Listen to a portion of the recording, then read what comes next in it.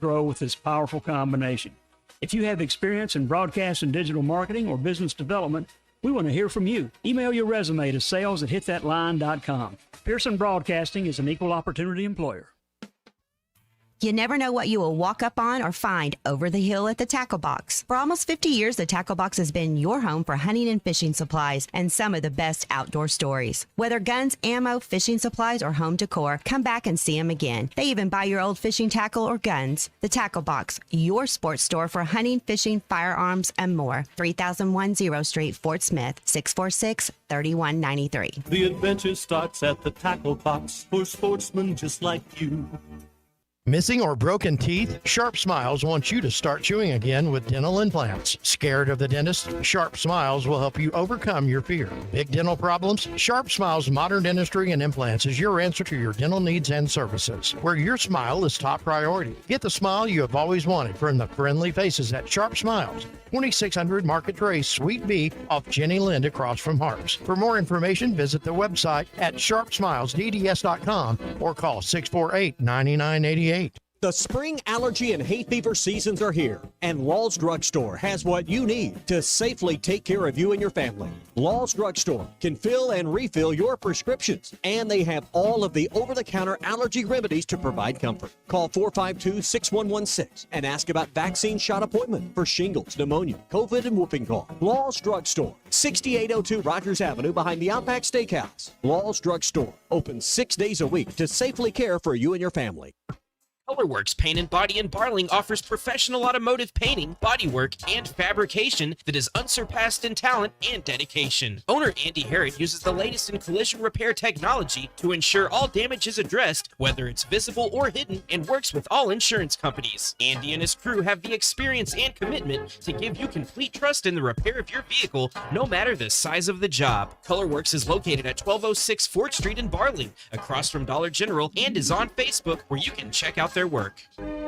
Your home is your biggest asset. So when you decide to add a sunroom, a patio cover, a new driveway, or new windows, you need to call a company you can trust. Sawyers has been part of your community for over 30 years. They're insured, licensed, and have 100% financing for all of their products. Take all the worry out of your next project. Call Sawyers and let them handle it from permitting to completion. Sawyers, serving the River Valley and Northwest Arkansas with a full showroom located in Fort Smith, or online at sawyers-sunrooms.com. Man, I wish I knew you were here. We hear that every day at In Stock Parts, located off Highway 45 across from the cold storage in Fort Smith. Are you a maintenance technician, landscaper, farmer, or a do-it-yourselfer in need of bearings, belts, or roller chain? Or safety supplies like gloves, safety glasses, or earplugs? Maybe you need drill bits, tap and die sets, lubricants, or even a gas-powered pump or generator. Don't waste your time driving around. Stop by In Stock Parts, your industrial parts resource, or check them out online at InStockParts.com. In Stock Parts. ESPN Arkansas weather. Tonight, a mainly clear to partly cloudy sky. Overnight lows will drop down in the mid to upper 50s. Ample sunshine Thursday. A high will be in the low to mid 80s. And then Friday, lots of sun. Highs on Friday, right around 90 degrees. We'll see sunny skies on Saturday. Highs near 95. I'm Sally Russell with your forecast on ESPN Arkansas. The weather is brought to you by Come Get You Some, Arkansas's premier off-road superstore. Call 782-MUD today. JOY. KERX Paris Fort Smith. The Bud Light Countdown is on. Arkansas football begins in 7 days. Coming to you live from the Crabtree RV Center studios. Broadcasting on ESPN Arkansas and streaming on hitthatline.com. We got a good one tonight. You got a team in here that's the perspective. If I'm all right. Why can't they dominate? And we not doing it. We're going to go get one and celebrate on somebody else's field. Yeah.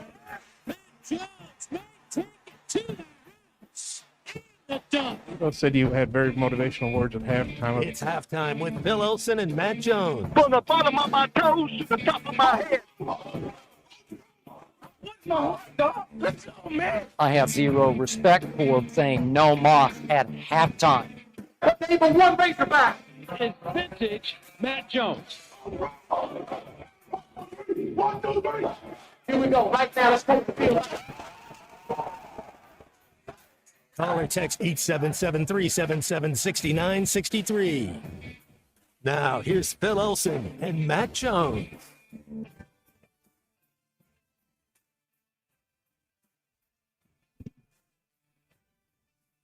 Good morning, and a week until Arkansas football season begins.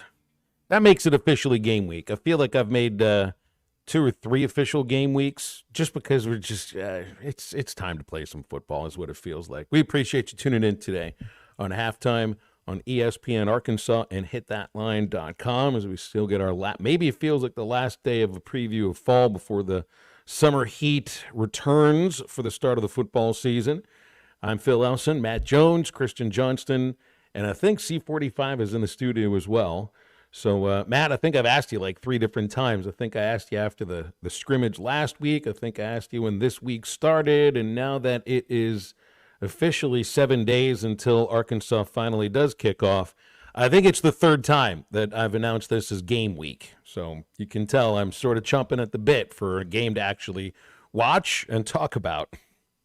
Happy Thursday. Oh, yeah, man. We're here, huh? 7 days away. That's John Elway right there. No question. Was Ted Williams 7 or was he 9? He was 9. 9. So, yeah, John Elway's the first 7. Mickey Mantle was 7. There you go. Yeah, happy to be here. That's good. Happy to be here. Happy to help the ball club. Anything that you can do to do it. And still 2 days until the actual season does begin. Feels great today. This would be a day I think you wouldn't mind practicing outside, but you still get classes, so it all starts later on this evening. And had our first Sam Pittman live show yesterday. He did a lot of talking yesterday, including at the Hogs Illustrated Luncheon Club, and then had the radio show. And man, it's just the nerves. I don't know if it's a matter of like nerves or just an anticipation of getting this thing going. Talking season has lasted since the season ended last year, and really it's been intense over the last few weeks. But at this point, Matt, the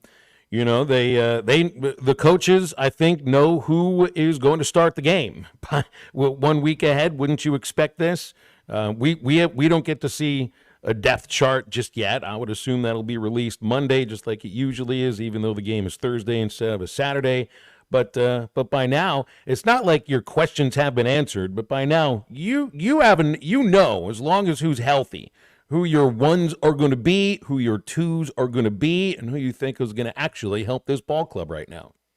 Yeah, it's always exciting. Camp, it breaks, and you're ready to see another colored jersey, and you get going to class, and you start prepping game week, and camp, there's a lot of install during camp, a lot of going over plays to get things on film.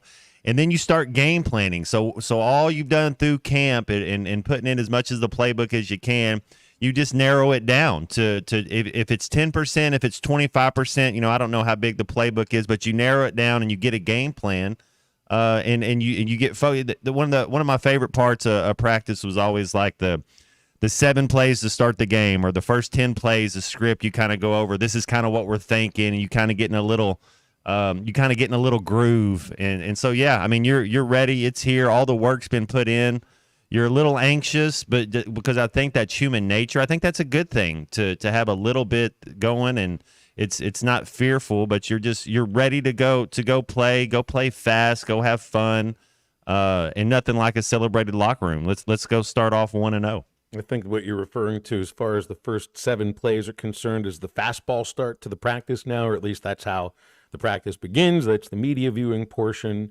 And I guess you'll get a chance to – well, you actually don't get a chance to watch practice today. Media does not get a chance to watch practice number 20, and the team is off tomorrow because really, I mean, what Coach Pittman said in the coaches show yesterday is that they'll start their UAPB prep on Saturday, which essentially – to them is a Monday, and instead of getting a Sunday off, they'll be practicing Sunday, and it'll be the only Sunday practice of the year. So that really does mean, for me, game week starts today because, I think the way you'd look at it is it's 7 days away from your next game. So theoretically, usually that means you would be playing somebody today.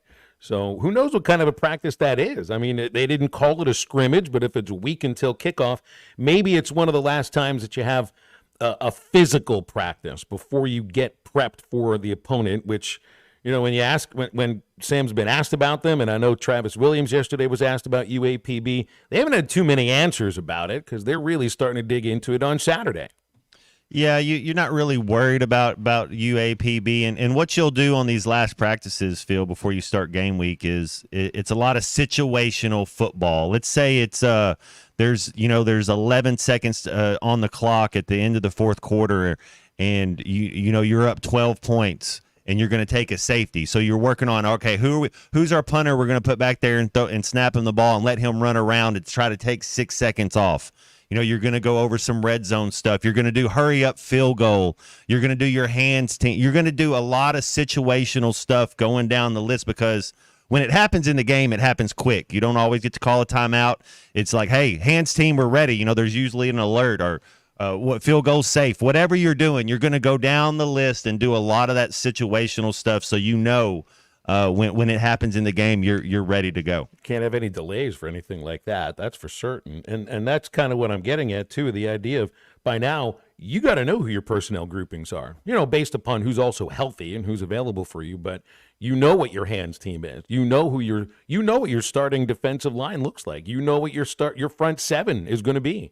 You have an idea of the 11 guys you're going to line up. I know they're not calling them starters. They're calling it standards, but you at least know the first of the standards that will be out there when hopefully you win the opening toss and you decide to defer, and then you get your defense out there, and you should know by now who the 11 are that are going to start for you offensively. And I think that's also independent as to whether or not Patrick Kudus is a full participant in practice now, because after like 3 weeks of not practicing, my assumption is that he's not ready to go to be the starting left guard. So by this point, you know who your 22 are, because you got to know what these personnel groupings are. And everybody's got to be quick. They got to know where they are. They got to know when they're going to be called on. They're going to start getting called on in 7 days. That's right. And you got to know who number twos are, because if you're a starter or you play a lot, sometimes you might be down. So whoever your backup is, you have to be ready. You know who the first personnel of 11 is. You know who your first personnel of 21 is. Then you know who your backups are.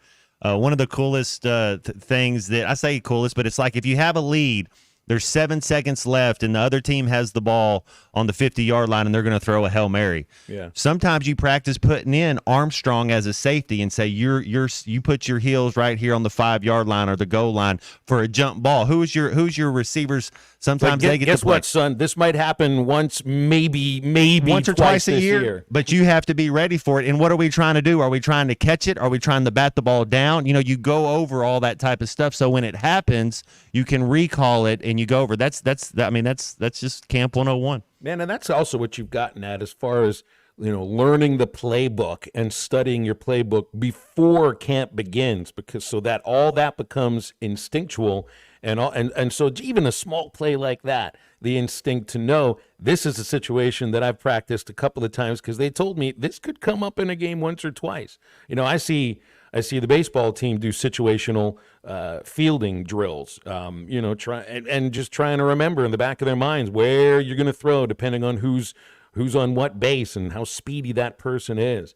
It's got to be instinctual. And right now, I think hopefully the playbook and the offense and the install have all worked the way that it needs to so that it is instinctual for everybody that's out there. But by now, since it is game week, it should be instinctual as to who the 22 that you're going to call on first and all of those position groups like Matt has hit on. Lots to go on halftime today on this Thursday, which includes Brett Dolan, hour number 3. We'll have Brett, a lot of college football talk with Brett since he's on the call for Touchdown Radio. Although Touchdown Radio is in Dublin this Saturday, Brett did not choose to travel out to Dublin for Georgia Tech and Florida State. We'll also talk with Bob Holt from the Democrat Gazette in about an hour, as he's been in on all of the pressures of late. And, of course, there was really, the thing that hit a little bit like a mallet yesterday, what we got into as the show got into the second hour, and we had Clay Henry with us.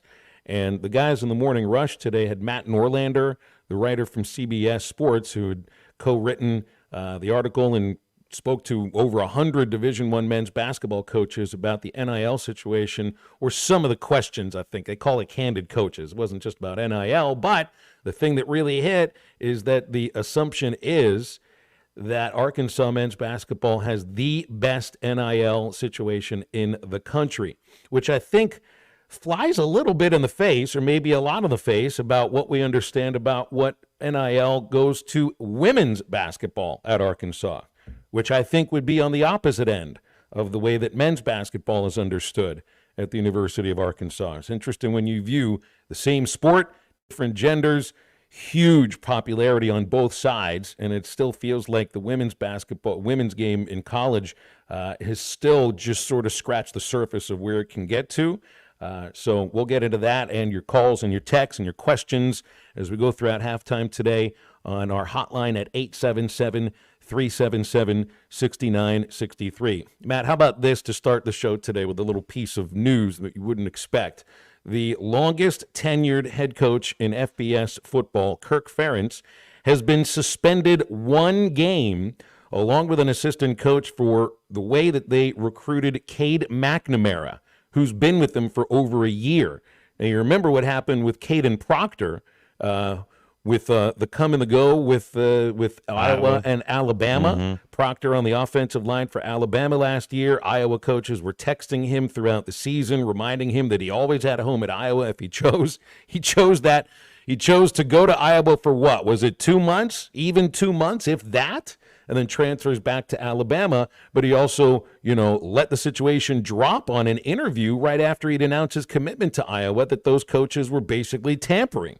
So I don't know the details of what happened with McNamara, but the NCAA has gotten involved, and it's been over a year, well over a year, since his commitment to the University of Iowa.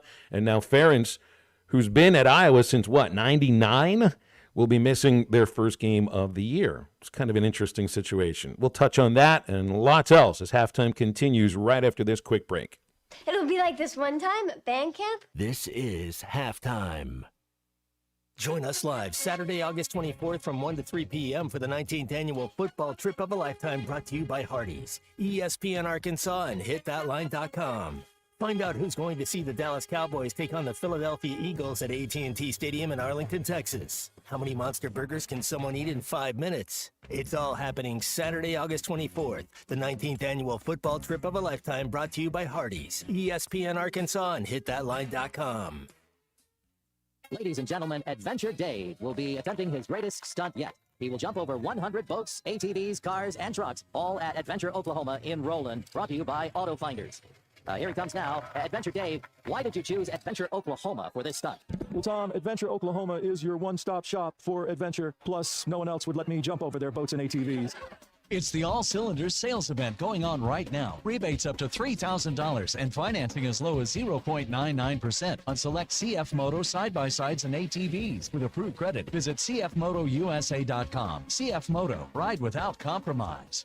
That's right. Now, if you'll excuse me, I have a date with Destiny. Yes, and what a jump it will be. No, the jump is tomorrow. This is Destiny. See y'all later.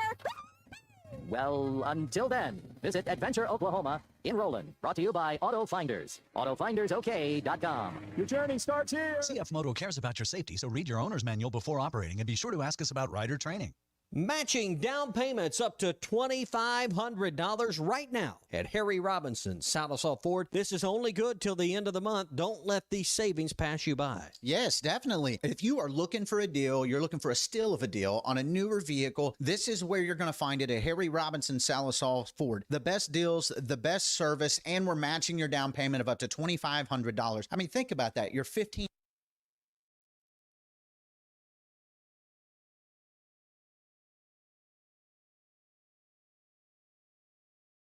Where else than at Harry Robinson, Sallisaw Ford? Plus, you still get the rebates, the special APR, and the matching down payment on brand new Fords. Yes, Ford's still offering the rebates and as low as 0% financing, and let us match your down payment of that $2,500. Matching down payments up to $2,500 at Harry Robinson, Sallisaw Ford, 1 mile south of exit 308 off I-40 in Sallisaw. Hurry up, dude. The game's about to start. Nothing beats spending the day watching the game with your buddies. Dude, I'm literally right here. Let's do this. Which is why a shelter insurance renter's policy is key to your winning game plan.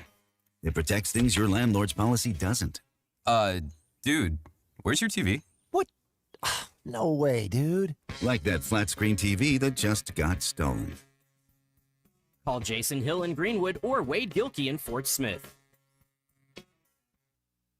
Precision Garage Door features the finest quality materials, installation, and service for all your garage door needs, including garage door repair and new garage doors and openers. Fully licensed and insured with the largest showroom in Northwest Arkansas at 1907 Town West Drive in Rogers and in Fort Smith at 416 North 10th Street. Call Precision Garage Door today at 844-PDS-DOOR or check them out online at PrecisionDoorNWA.com. Financing is available. Precision Garage Door, voted Best Garage Door Company of Northwest Arkansas and the River Valley. The best things in life never change. They just get better, like Hardee's Original Bag, just $6.99. Loaded with fries, a drink, and 2 full-size favorites.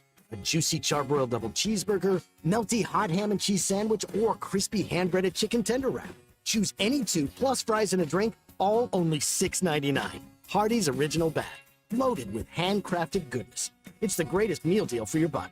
Available for a limited time at participating restaurants.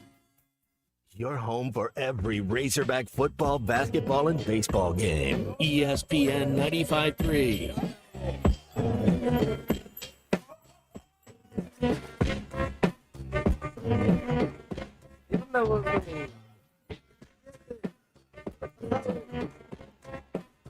See the vegetable man in the vegetable van with the horn that's honking like a mariachi band. In the middle of the street, people gather around. Other in the can. Hey, wait, KO, the DJ Cowboys hang around. Sleeping in the sidewalk with the Burger King crown. Never wake them up. Más cerveza to the rooster crows. Vatos de gallos. Find Halftime on 99.5 in Northwest Arkansas, 95.3 in Fort Smith and the River Valley, 96.3 in Hot Springs and Central Arkansas, 104.3 in Harrison and Mountain Home, and everywhere on hitthatline.com. Join the conversation. Call or text 877-377-6963. Now back to the hosts. Here's Phil Elson and Matt Jones. Matt, we had a text coming in during the commercial break about something you'd mentioned in the last segment about scripting the plays. You said 7 to 10 plays are scripted. JT asked, are those usually the best 7 to 10 plays that a team is most comfortable with, or has it been based on something else? Yeah, it's based on what you do well, but it's also based on what film and what you think they're going to be in. 1st and 10, you'll have your first 3rd down and short play. You'll have about 3 of them. Hey, what do we like when it's 3rd and 3? What's our favorite 3 passes? What's our favorite 3 runs? What do we like when it's 3rd and 9? You kind of start going over that stuff and putting those in. And you talked about practice today, Phil. Today would be one of the last days where maybe you run after practice, where you get some sprints in, you really stride out. You really get, if it's 600s, you really kind of get your legs going, because then you start to taper down and get ready in the last 48 hours before a game. Really, the last 3 days, but definitely the last 48 hours before game day. It's a lot of attention to detail, a lot of mental stuff, a lot of going over film and a lot of walkthrough, so you know how to be in the right spot. Man, and we are all wondering, what is it that they're going to do well? On the offensive side, we've got plenty of questions about that on the defensive side too. But I tell you what, I think, and maybe this would be the same no matter who it is you're playing right now, because the way that they're talking, I think they expect that they'll be a powerful running team. You got a back like Jaquindon Jackson, who just, the way that you've seen him run with Utah and the kind of runner that he's been described as, somebody that is fine running between the tackles, finding just a little bit of room and making a little bit more out of it than just what you'd expect from a little bit of room. I think the same about Braylon Russell. With your quicker backs, and here's something that Sam Pittman said yesterday about the running backs on this team, specifically starting about things he likes about Jaquindon Jackson. That's what I like about our running backs. We have a couple of big ones. He's one of them. Can make you miss on contact. He can get you 2 or 3 more yards. He's a really strong runner. We're really happy we got him. But I like that group because you have some smaller speed guys. Rashad Dubinion's in a position of his own. In other words, he has speed, but he also has a great ability to cut. And then we've got 2, Rodney Hill and Tyrell Reed, that are fast. And then you've got Braylon and JJ, who are big and also fast. You think about the group you had at running back last year, and Dominique Johnson was never able to get going because of another knee injury. Rocket Sanders, he really never got going except for maybe a game or two because of a knee injury and being a little bit bulky. So those were your bigger backs. I think a lot of teams will have a combination of size, speed, and where the strength of these guys are for running the ball. And you have that right now as well before anybody's, toe to the rock in a game. But I think, Matt, this is a team, and they had to have known it last year going into the season, that they knew the offensive line was not a strength and they'd have a little trouble running the ball. I think they feel quite a bit different about this season, about the team they have offensively right now. Well, it sounds like they do kind of have an identity, but it sounds like maybe there's better leadership in the locker room. Is what you kind of if what I'm gleaning from the last 2 weeks, the coach and speak and everybody kind of talking and what you're hearing. It sounds like, and you just brought it up with our running. Last year, we didn't know who our running back was. They were hurt the whole year, and then last year with the quarterback, it was kind of the same type of thing. Never really got in his groove, had a couple good games, but never really. It seems like now that your offensive line, that you got some leadership there. And so that's a good thing. If you got some better leaders and it's a stronger locker room, and you never know how that's going to go in the portal. You just don't know how it's going to go, but it sounds like they hit on some character guys and that they got some strong leadership this year. I wonder what that means statistically. Like can you put a number, like a statistic on chemistry, on guys that gel together? Like, it's difficult to figure that out. Well, what it does is, Phil, one of the things is, as far as me and my teammates, you don't want to let your teammate down. So when they are fighting their hearts out and their guts out, it's like you got to match that effort. You got to match that intensity. And when your best players are doing that, when your best players are at practice first and they're getting their lifts and you're leading by example, you have to. Just by nature, you better step your game up and be there for them. And that should translate to better third down percentages.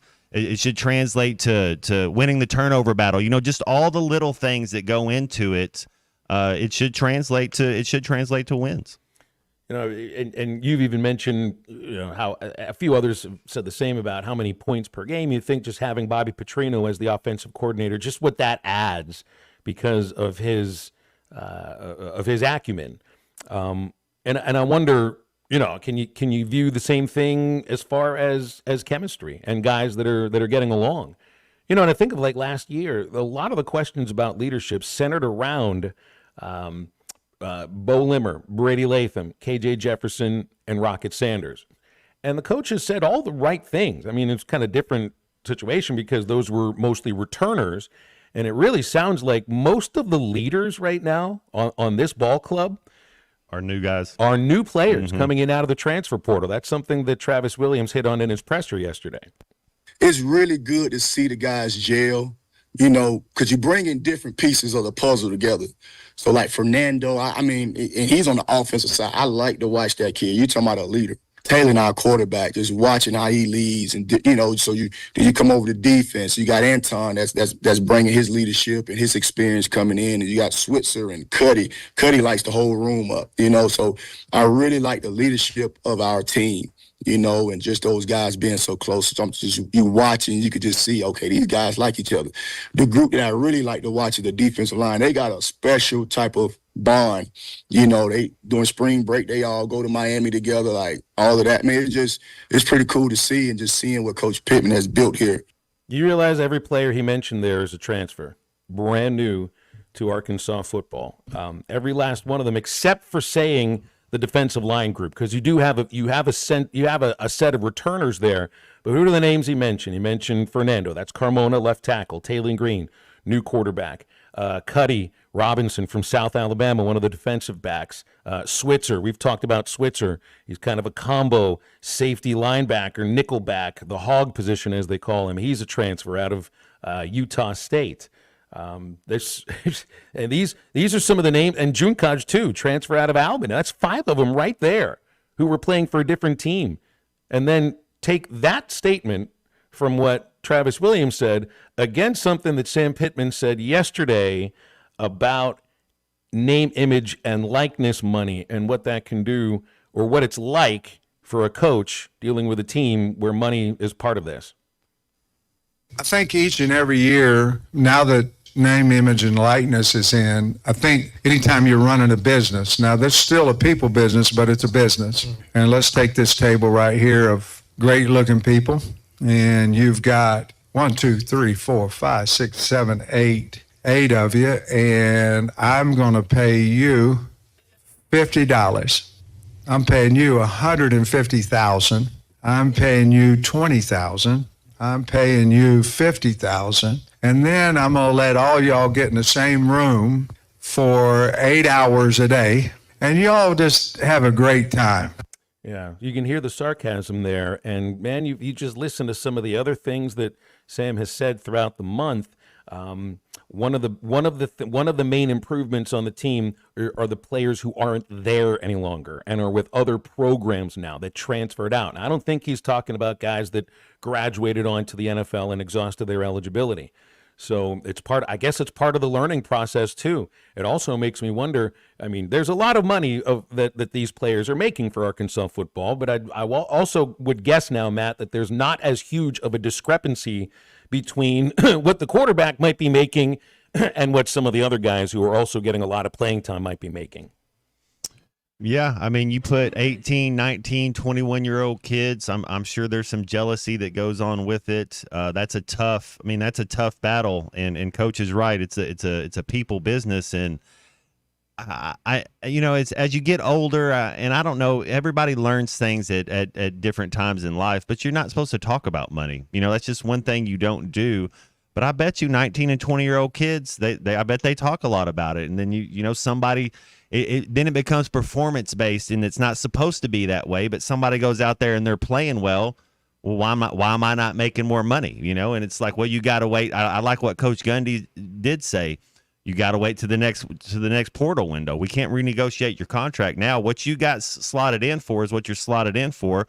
We'll work on that next one when the portal opens. I don't think we heard the last thing that he said there, which was also, oh, by the way, in my comments, there's a link to our NIL fund. Please donate to it. And then a hashtag to my OnlyFans. That's exactly right. Oh, could you imagine the OF that Mike Gundy might have? That'd be an interesting one. 877-377-6963. If you want to get with us on halftime today, stay with us. We'll be right back after this. Good luck with your layoffs, all right? I hope your firings go really well. This is Halftime. You can now download our new app in the iTunes or Google Play Store. Listen anytime and anywhere on your favorite mobile device. Just search Hit That Line now. What makes Crabtree RV Center different? First, we are a fourth-generation family-owned business taking pride in making your family's dreams come true. No corporate mentality here. Second, we've been in business for 74 years, founded in 1950 here in the River Valley, Northwest Arkansas area. We are not going anywhere. What does that mean for our customers? A family feel with no corporate hidden fees. The reassurance that we will be here for generations to come, and knowledgeable salespeople who want to pick the right RV for your family to make lifetime memories in. Crabtree RV Center, making your family's dreams come true for over 70 years. Whoa, it's you, the Capital One Bank guy. That's what they call me. Mind if I get a selfie? Yeah, sure thing. Save no fees or minimums on your Capital One checking account. Wow, that's a keeper. So, where are you heading? I'm off to spread the good news that Capital One helps people keep more money in their wallet with no overdraft fees. Oh, you're the best Capital One Bank guy. Hey, mind if I get a selfie? Sure. Say, Capital One, what's in your wallet? Terms apply. See CapitalOne.com/bank for details. Capital One NA, member FDIC. You're listening to Halftime Live from the Crabtree RV Center studios. Crabtree RV Center, where RVing is life. It's summer clearance sale time at Jelco Outdoors. Save 25% off summer casual and fishing clothing by Ariat, Rig, Hook, Wrangler, and Under Armour. Old Town kayaks and canoes, marked to cost. Save hundreds of dollars on the Old Town while they last. Archers, get ready for early bow season. Don't miss the summer clearance sale at Jelco Outdoors, 4600 South Zero in Fort Smith. Do you want to see the Dallas Cowboys take on the Philadelphia Eagles at AT&T Stadium in Arlington, Texas on November 10th? Can you eat a Monster Burger in 150 seconds to qualify for the football trip of a lifetime? It's the 19th annual football trip of a lifetime brought to you by Hardee's, ESPN Arkansas, and HitThatLine.com. Go to HitThatLine.com for more details and let's secure your seat at the table.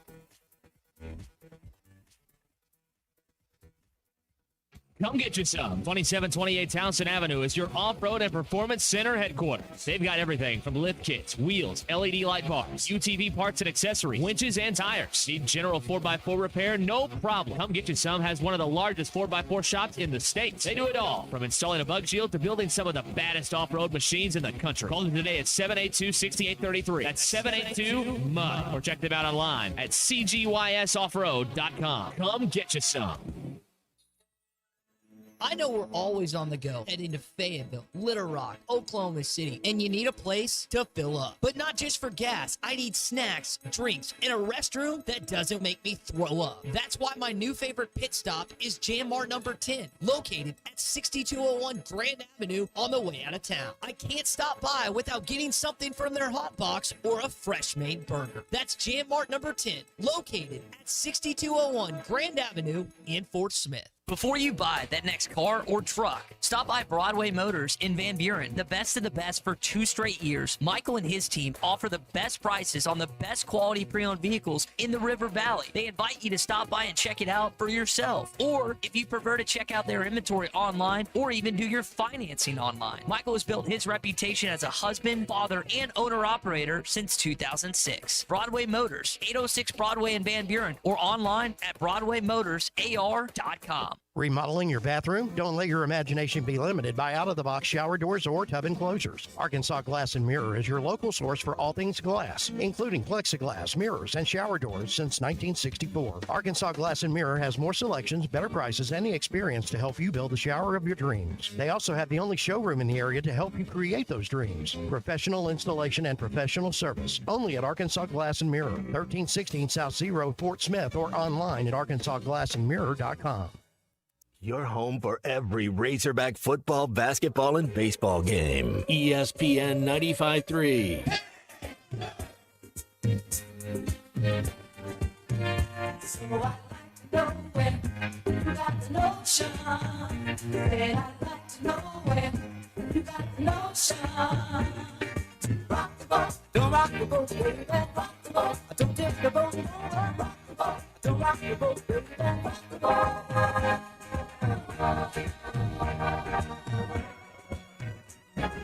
Ever since I heard your blood began, your touch has thrilled me like the rush of the wind, and your arms have helped me sing from a rolling sea. There's always been a quiet place to harbor you and me.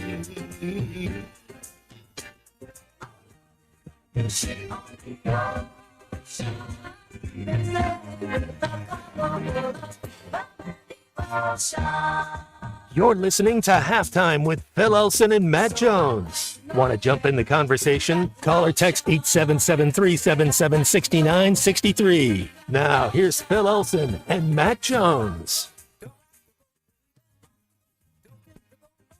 My speculative number was that Arkansas spent north of $8 million this season to acquire its roster. If you told me, personally, I don't think it hit 10, but I would say between like 8 and 9.5 would be my speculative guess on that. That was Matt Norlander from CBS Sports, who was on the Morning Rush this morning, speaking with Ty and Tommy. Tommy had pressed him, take a guess. You just give me your best guess, educated guess on what the dollar figure is that Arkansas basketball has to spend for the roster they currently have. You know, for those who aren't aware, there was a CBS Sports story. Matt Norlander and I can't remember the name of the other guy who works with him. They both work on these Candid Coaches segments or a series of columns leading up to the basketball season. And one of them's no surprise is, you know, what was the best coaching hire of the offseason? John Calipari, top of the list, not even close. And maybe this isn't a surprise either. It's just so different than the way that I think it was understood even a year ago or even just 5 or 6 months ago about NIL for men's basketball at Arkansas. 74% of over 100 Division I men's basketball coaches answered that they thought that Arkansas had one of the top 3 NIL funds for men's basketball. And Norlander also mentioned on the show this morning that over 50% of them put Arkansas number 1 in the country. So part of that's perception, Matt, but also these are the coaches that are basically getting demands from these guys' agents too, so they have some knowledge about it. You know who wasn't on the top 20 list? UConn. Oh, really? We'll see if it translates. I saw that list. We'll see if you can translate it into wins and championships. I didn't see UConn in the top 20. But yeah, it's like Jimbo Fisher getting Bobby Petrino and then saying, you know what, Bob, you're going to run my offense. You know, all that terminology and all that stuff. Yeah, it's like, what? You're going to go get Coach Cal and then you're going to handcuff him. You know, if you're going to go get Coach Cal, that's the Nick Saban. That's one of the best coaches in the game. Let him do his thing. You know, let him cook. What's the chicken and what's the egg in this situation? You don't get Cal unless there is Tyson. Unless there's somebody that's willing to put the best foot forward, and that best foot forward is a hell of a lot of money.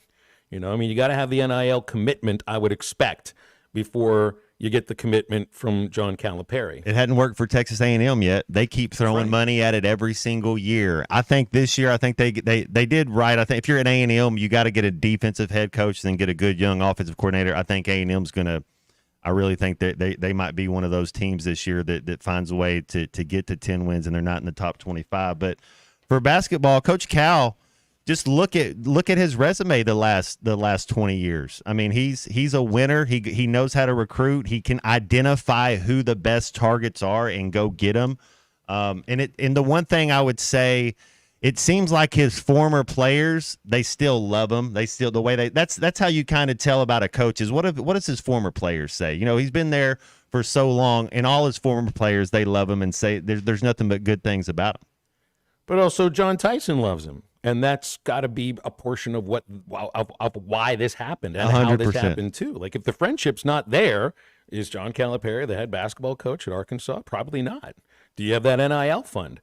If they're not great friends. I mean, John Tyson's he's from up there and everything. I'm sure he's spent plenty of money donating to Arkansas athletics and the university overall. But would it be, you know, the dollar figure that we saw thrown out there on his behalf, which I don't think he confirmed it or anything, but it was supposed to be $6 million.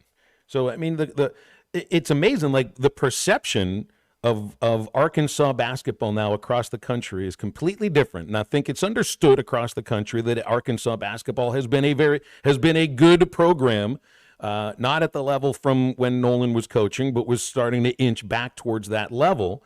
But now there's got to be a different sort of perception that this is the school that can go out and get whomever they want. You know, if you got the NIL trust fund, then you should be able to go and get whomever you want to a point. I mean, you can't just choose everybody and you're not going to hit on 100%, but it's a completely different perception, not just of what Arkansas basketball was before, Matt, but also a completely different perception for Arkansas basketball on the men's side from the way it's perceived on the women's side, and also for football too, for football as well. Like if, you know, you got this fight between Bet Saracen and Oaklawn over, you know, you don't have to have me to explain it all, but notice what they're talking about here. They're not talking about trying to fund the basketball team. This all starts around the football season. And I'm sure plenty would go to basketball too, but it doesn't sound like men's basketball is hurting for NIL dollars. You know what program I think is hurting for NIL dollars? Women's basketball. Women's basketball, I think, is majorly hurting for NIL funds. So I think there's a huge discrepancy between the two.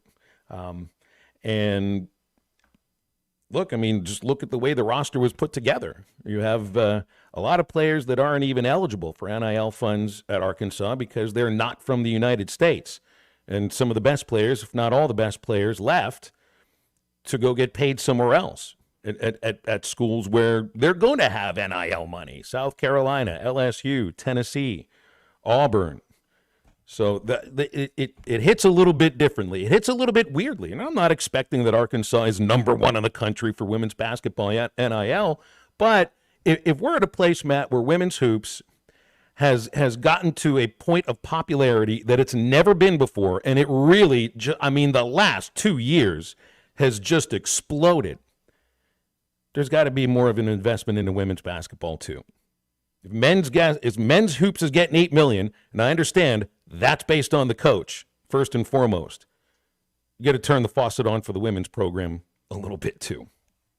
Just like at least when the faucet's on when it gets cold, and they say at least have a little drip so the pipes don't freeze. At least give us something. Give us a crumb that we can get. No question. 877-377-6963 to get with us here on Halftime. And then you got to make sure that you're giving the money to the right people and that they're able to gel and that they don't have the giant egos. But I also wonder, it's like, so what was it that some of the coaches said that they were getting asked for over $2 million? If someone's coming to you asking for $2 million, just my assumption is that there is some ego that goes with it. I mean, the alphas have an ego, and I don't say that in a negative way. That's just, it's about being a competitor. So it must be a little bit difficult to be able to piece between, is this person a great teammate or is this person a great teammate? I'm not quite sure how you go about it. They're making college athletics a little bit tougher. I think that's why you're seeing coaches get out of it a little bit. But man, and you're learning on the fly. It's tough. I mean, these kids, you kind of got to want to play and you got to want to be coached. I mean, the best ones do. They like to go work and they like to get coached. And you coach in different ways as far as it doesn't mean you have to be negative or always be positive, but you got to have a respect and you got to feel like they have your best interest at heart. If you think the coach is on your side and has your best interest and he's working you, then you're going to work harder. If there's a disconnect going on for some reason and you're not feeling the love, then you're not going to have a successful year. And if you just think about the amount of money that A&M spent, and not even on the coach's salary for Jimbo Fisher, but just on NIL. Did he get $6 million for the coaches? Like that was just a divvy up for his coaches, just for the assistants. Yeah, that is wild.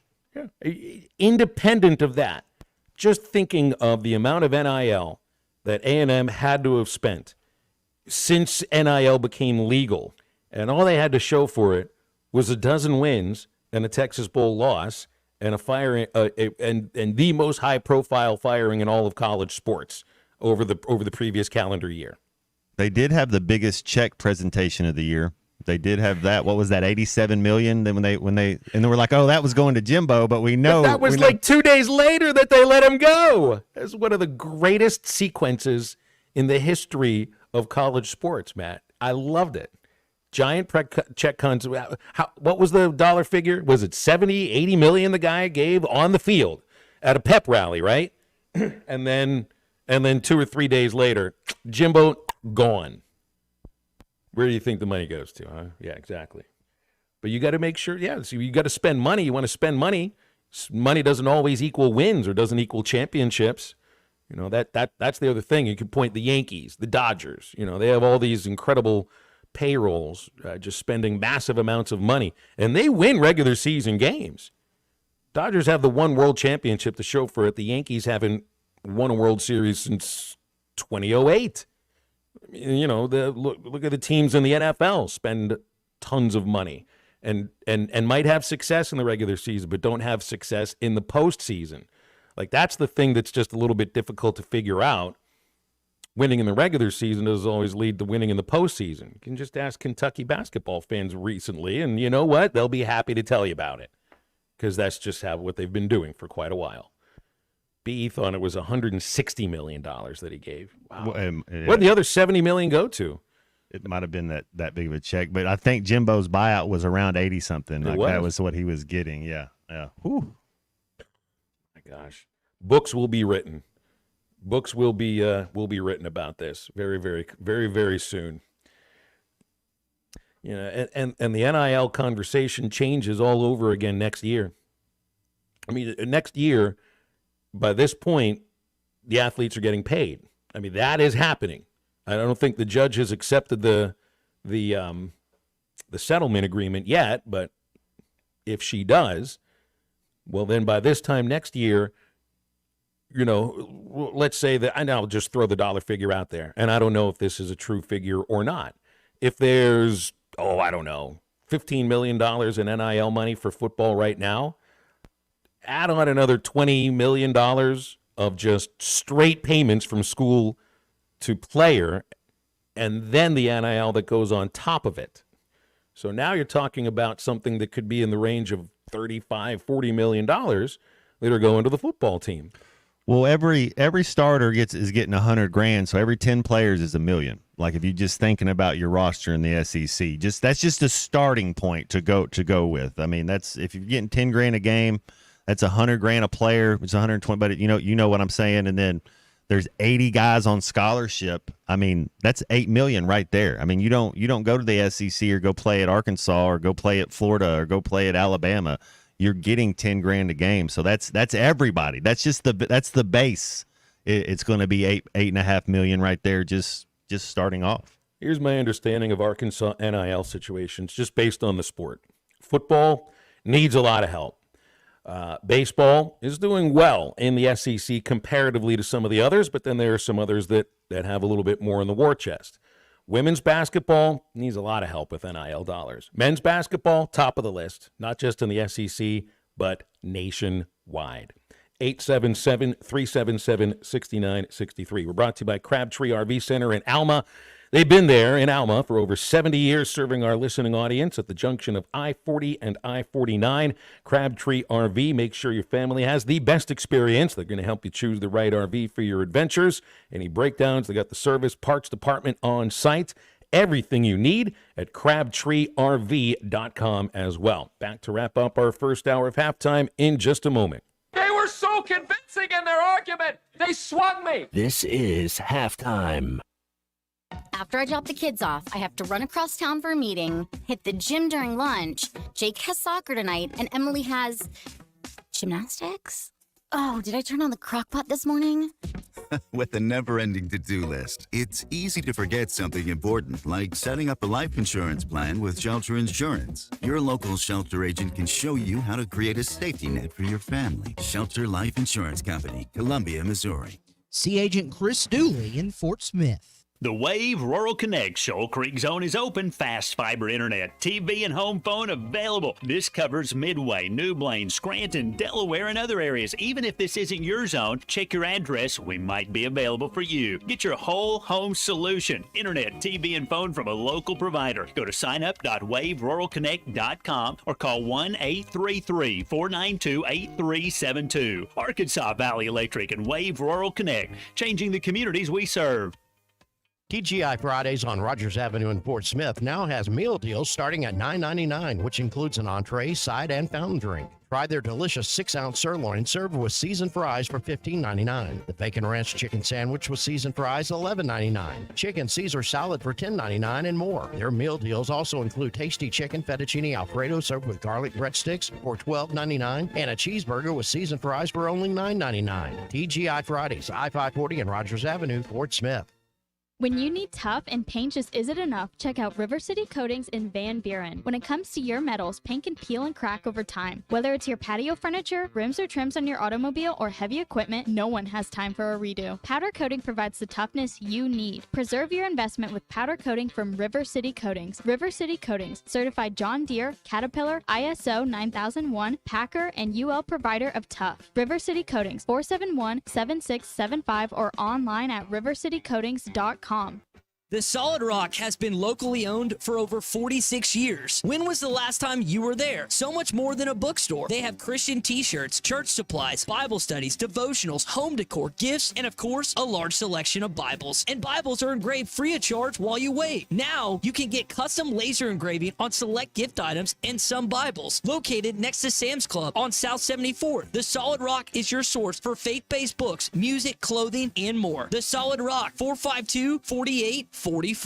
Walk-Ons is always a win, whether it's for a post-game celebration, drinks with the crew, or an easy weeknight dinner. Walk-Ons has you covered. Scratch-made dishes, wall-to-wall TVs, craft beers and cocktails. Dig into their mouth-watering menu items like po' boys, gumbo, and voodoo shrimp, plus fan favorites like juicy burgers and fresh salads. Find your nearest location in Rogers, Fayetteville, Fort Smith, Conway, and Little Rock, or order online or in the app.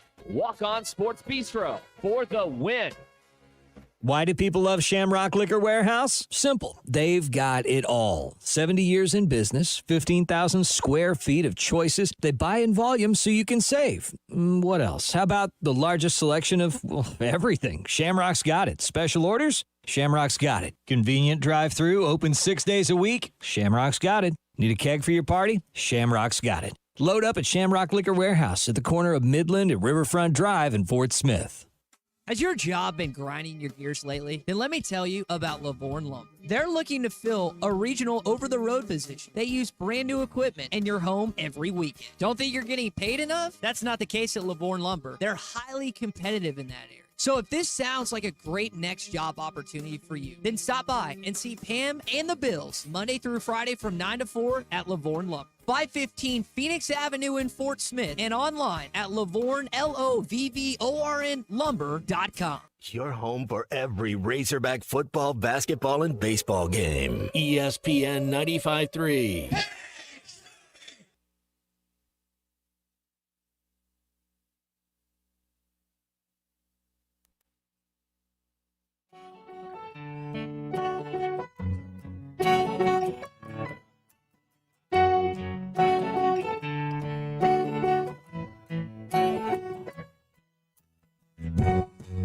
So you sure right time to have a gun and buy. I love it such the way you made other friends you depend on. I know we might seem wrong, 'cause you're not the only one.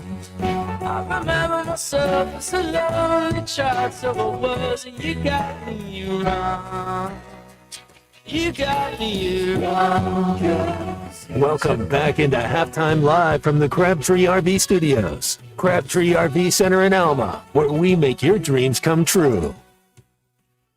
Just back on halftime. Bill Ellison, Matt Jones, Christian Johnston today. We've got our final set for the football trip of a lifetime, brought to you by Hardee's, ESPN Arkansas, and HitThatLine.com. The finals are Saturday, and Morning Rush is going to be for their last early morning broadcast.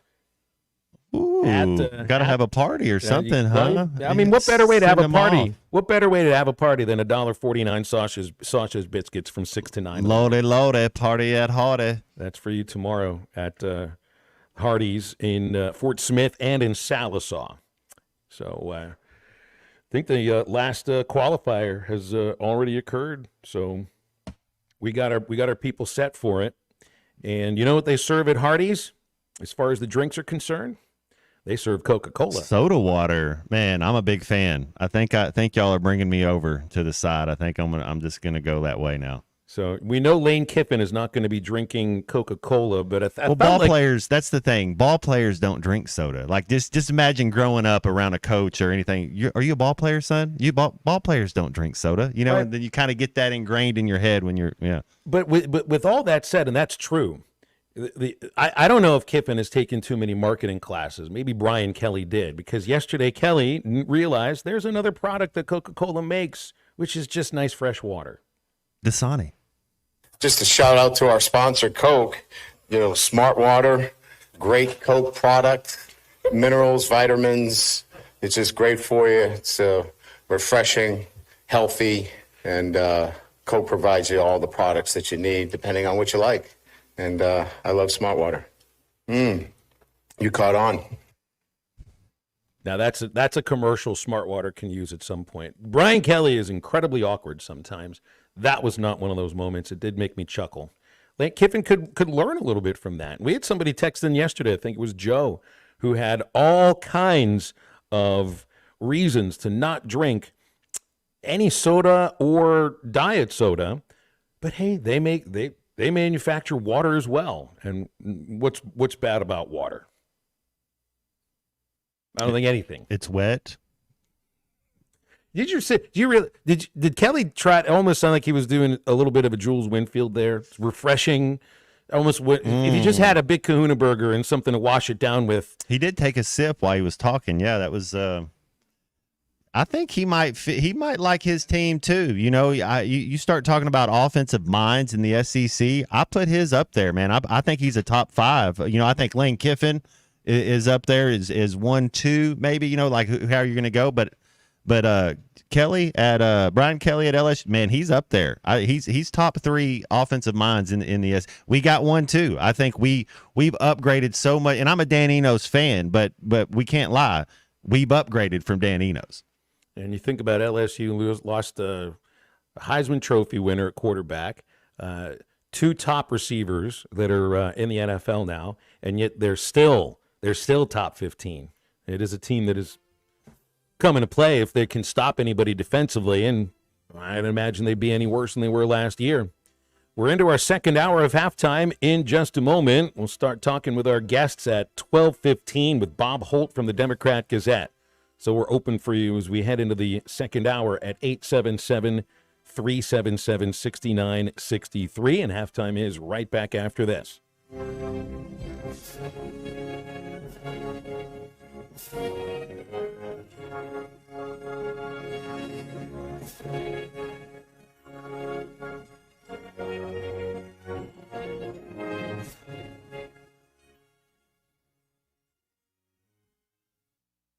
This is Coke Zero Sugar. Could I be the best Coke ever? Try and taste with your ears. This video is powered by the pros at Pascal Air Plumbing and Electric. Arkansas owned, Arkansas operated. GoPascal.com. Thanks for watching us here on ESPN Arkansas. Download the brand new Hit That Line Now app in the Apple and Google Play stores. ESPN Arkansas, more than just radio stations.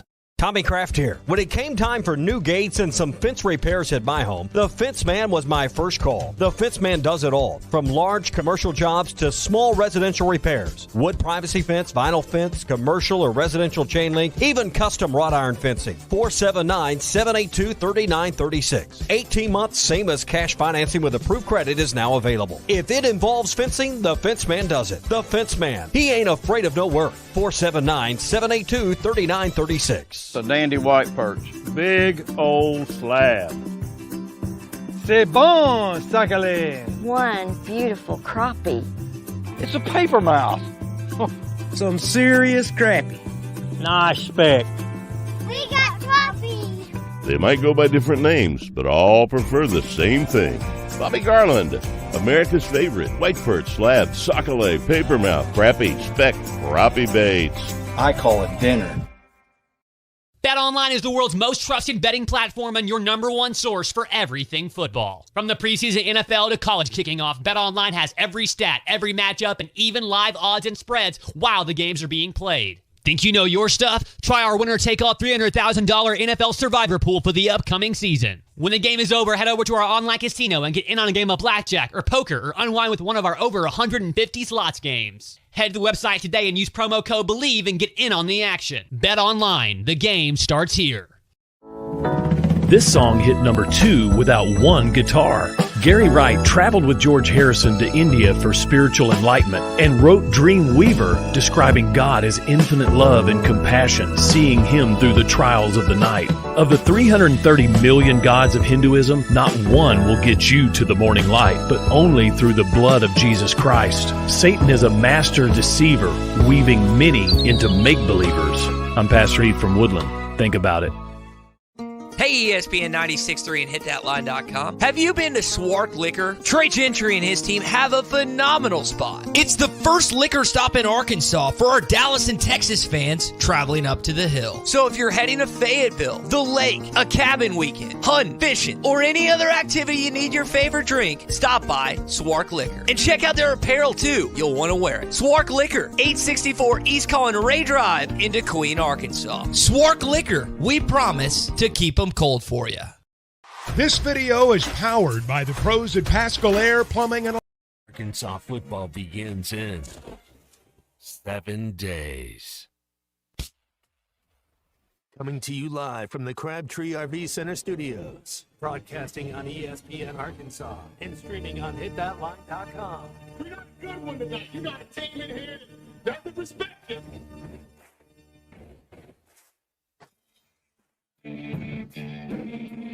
If I'm all right. Why can't they dominate? And we not doing it. We're gonna go get one and celebrate on somebody else's field. Well, take it to the house.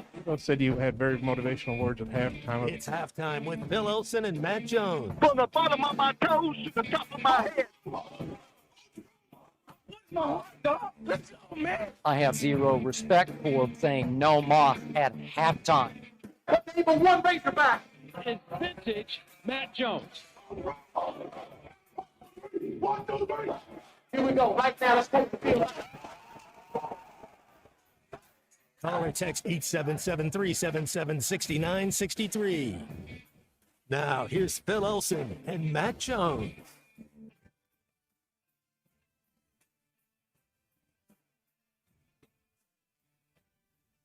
Back on halftime, 1 minute after 12 o'clock in the afternoon on ESPN Arkansas and hitthatline.com. Phil Elson, Matt Jones, Kristen Johnston is producing. Bob Holt from the Democrat Gazette about 15 minutes away. And the questions are now coming after the suspension handed down to Iowa coach Kirk Ferentz for, I guess, illegal recruiting, violation of recruitment of transfer quarterback Cade McNamara. I guess if he's going to miss one game, it'll be their opener, which is next Saturday against Illinois State. So how much of a suspension is it really in that case? But what I didn't realize, there's a Chuck Martin, who's covered the SEC for a long time, had an accusation to Kalen DeBoer of illegally recruiting a running back out of the University of Miami. Now, I might have been wrong about who Chuck Martin is here. Martin is the head coach at Miami, Ohio, and he has accused Alabama of illegally stealing one of their top players, Graham Nicholson, who will be an Alabama running back now. DeBoer was asked about it today, and he answered, I don't know anything about that. I guess that comment, he entered the portal, and we reached out to him, so that's how it goes, right? Hey, this is, I guess, the kind of thing that a lot of coaches will have to answer for. Pat Narduzzi kind of, I don't know if he accused USC of cheating, of stealing a player illegally when they induced Jordan Addison to transfer a couple years ago to go to USC. But this is also kind of rare to hear one sitting head coach accuse another sitting head coach of outright just poaching one of the players off his own roster. We'd be naive to think this kind of thing doesn't happen, but these things now start to spill out into the open a little bit. Very interesting to look at that. Yeah, Chuck Martin, head coach at Miami, Ohio, accusing Kalen DeBoer of stealing a player. Got a couple of callers on hold. Let's go to them. Let's take a call from Jackie in Crossett, 877-377-6963, if you want to get with us. Hey, Jackie, how are you? Hey, I'm doing good. I just got a comment. I'm probably going to get chastised for it, but that's all right. I'm a Sam Pittman fan, but does it seem like he's really agitated or something? Every sentence just about now he has cuss words in it. He's always, used profanity, but it seems this year it don't matter who he's talking to, whether he's standing before a group or whatever. It's just constant profanity, and I just wonder how long it's going to be before he goes a little bit too far. And I also want to say I'm not looking forward to seeing Petrino cussing the players out coming off the field either. I thought we were done with that, but if he's on the field, you can look for that. And I just wondered if y'all think maybe he's a little agitated right now or something. All right, Jackie, I appreciate your call. You didn't seem perturbed to me. I've listened to every press conference. To me, he seems like he's trying to look past some of those things. He even brings it up, like at the touchdown, not the touchdown club, but the Hogs Illustrated Club yesterday. Just kind of, talking about the idea that a lot of people think he's going to get fired, and he doesn't think that that's going to happen. And I think also, there's levels of degree of what you'd view as a curse word is. Does Sam say damn sometimes? Yes. There might be a hell dropped in there too, but as far as the ones that really get you in trouble, I haven't heard any of that, at least not publicly. haven't had to bleep out anything, and I've listened to every word he said over the last, basically the last 4 years. With Petrino, I mean, it's just get your lip reading ready to go. You know, I think we're all ready. I think it's time. August 29th can't get here soon enough. And then September 7th, September 14th, 21st, I mean, look at that. That's just 4 games in a row, just back to back to back.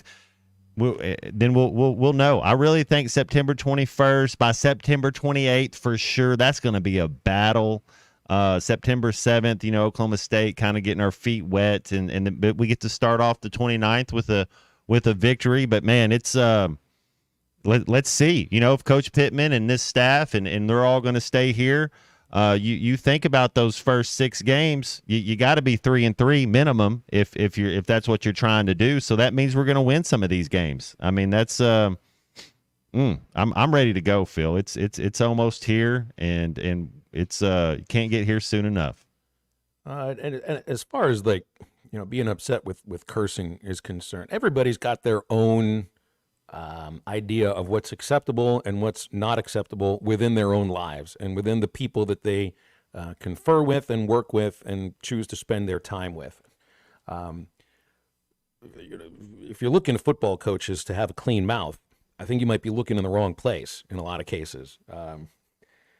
Hey, sometimes Sam's been chastised for being too honest, but somebody that is who he is and isn't afraid to be that, he might drop a damn or a hell in there as well. But I really haven't heard any of the other things that would get him in trouble.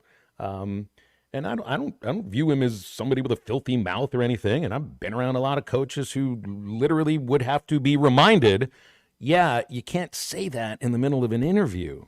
I don't think he's one of those people. But how he speaks doesn't bother me. But I'm not here to tell you how you should feel about how somebody speaks. I just think you're probably in the minority with this. Lane in Cave City is next. Hey, Lane, how you doing?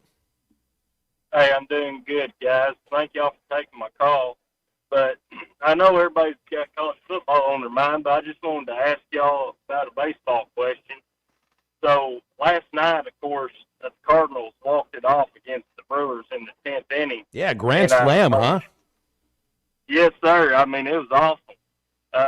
But on the Cardinals, one of the Cardinal pages I follow, I've seen this morning that all 3 of our minor league teams also walked it off last night. Really? And yes, sir. So I didn't know if y'all had ever heard of an organization, all 4 teams in the same night having walk-offs before.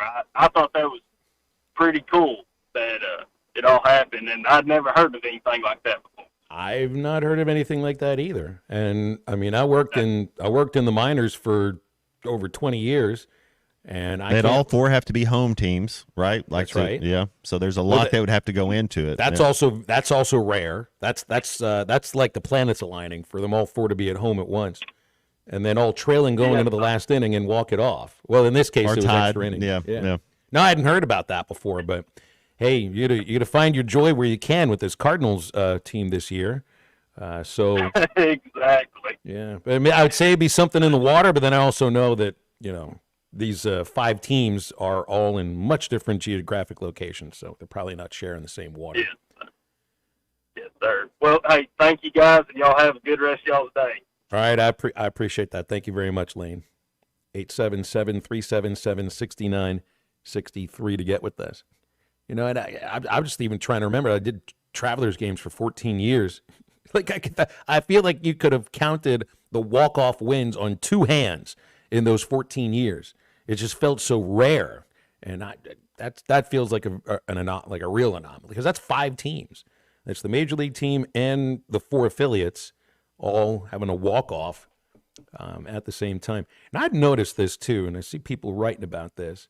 Something's up with the Cardinals' attendance this year, and it's not a very good team, but it's also a couple years in a row where fans have been a little bit frustrated. But last night, the Cardinals game drew 29,580. The game before was just a little bit over 30,000. This is a ballpark you can fit well over 40,000 people in, and they're not sometimes getting anywhere close to that. And this is It's not how you perceive Cardinals fandom, because it's supposed to be the, quote, best fans in baseball, unquote. But I've always said, it's like you really show, you find out about a fan base when the team doesn't give you a million reasons to root for them. And the Cardinals, for about like 20 years, even longer than that, gave you a lot of reasons to show up and root. Now, they're not as bad as my Pirates are this season, but now you get a little bit of a sense of why the attendance in Pittsburgh has sucked for over 30 years. Well, that's like the Cornhuskers, right? In Nebraska, they had the sellout going on for college football for home games, and then they were able to keep it up there for a while, even when they weren't having the success. But then once they started year after year after year, they broke the streak. I'm more impressed with the guy who, I don't remember his name, but he has been a season ticket holder for Oakland Athletics baseball for over 20 years. He still has season tickets. He hasn't missed a game this year because he's trying to enjoy this thing that he's loved for so long for at least another couple of months. Now, it's a guy that's been taken advantage by the ownership there for sure, but that guy is a great fan. Support at all costs, and you can't imagine, not having that team to go view, and he won't after this year unless he goes to Sacramento. All right, it is fun to get a little dig on the Cardinals every once in a while, but fans are terrific there. Don't get me wrong. It's just not quite as good when the team isn't quite as good. Quick break on halftime, and Bob Holt joins us from the Democrat Gazette right after this. It's like I picked the wrong week to quit smoking. This is halftime.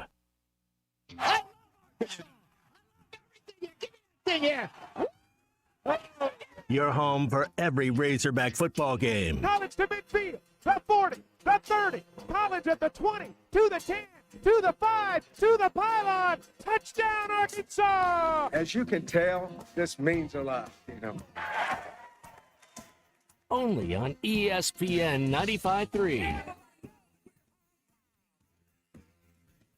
Valley Family Dental, formerly known as Riley Farm Dental, at the entrance to Riley Farms, provides every type of dental care and procedure for you and your family. General dentistry, braces, implants, and cosmetics. Dr. Sparkman, Farmer, and now Dr. Blaine Van Nuys work to give all of their patients a better smile. Valley Family Dental, 5501 Riley Park Drive, Suite A at the entrance to Riley Farm. Now offering same-day crowns. 226-3500 for an appointment or visit valleyfamilydentalpractice.com. Summer is here and adventure is calling. Visit Southern Tire Mart for a new set of Yokohama tires to get your vehicle ready for summer travels. Southern Tire Mart is your trusted partner for top quality tires, professional services, and competitive pricing. Visit us in Fort Smith at 9700 Highway 271 and let Southern Tire Mart ensure your vehicle is ready for the open road. Southern Tire Mart is a proud dealer of Yokohama tires. We keep America rolling. Hey, this is Dr. Charlie Liggett with River Valley Smile Center. We dial 782-8940. Coach Todd Holland, head baseball coach of the University of Arkansas Fort Smith Lions. I call 782-8940. Stay cool this summer with a York high-efficiency HVAC unit. Or for more information on endless hot water and high-efficiency tankless water heaters, give us a call at 782-8940. That's 782-8940. Pay attention. This happens fast. Routine, scheduled, maintenance. You know it's coming one day, but that day's in the future. Then the future comes, and your wallet's not ready for that $250 maintenance. But your forklift is. It needs it. Good thing you're smart. You're buying a used forklift from Medley Equipment Company this summer, and its first planned maintenance will be free because Medley keeps you moving. I'm branch manager Dennis Mabry. Visit medleycompany.com or see us at 4001 Harper Avenue, Fort Smith, Arkansas. Summertime in Arkansas means pond and creek fishing, and nothing catches bass and bluegill in a pond like a Rebel Crickhopper. You can twitch it, pop it, walk it, and swim it. It's the ultralight fishing lure that looks and acts like a real grasshopper. The Crickhopper works great in tandem with light spinning rods and reels with 4 or 6 pound fishing line. Available at Walmart, Bass Pro Shops, Academy, LureNet.com, and tackle shops everywhere. The Rebel Crickhopper.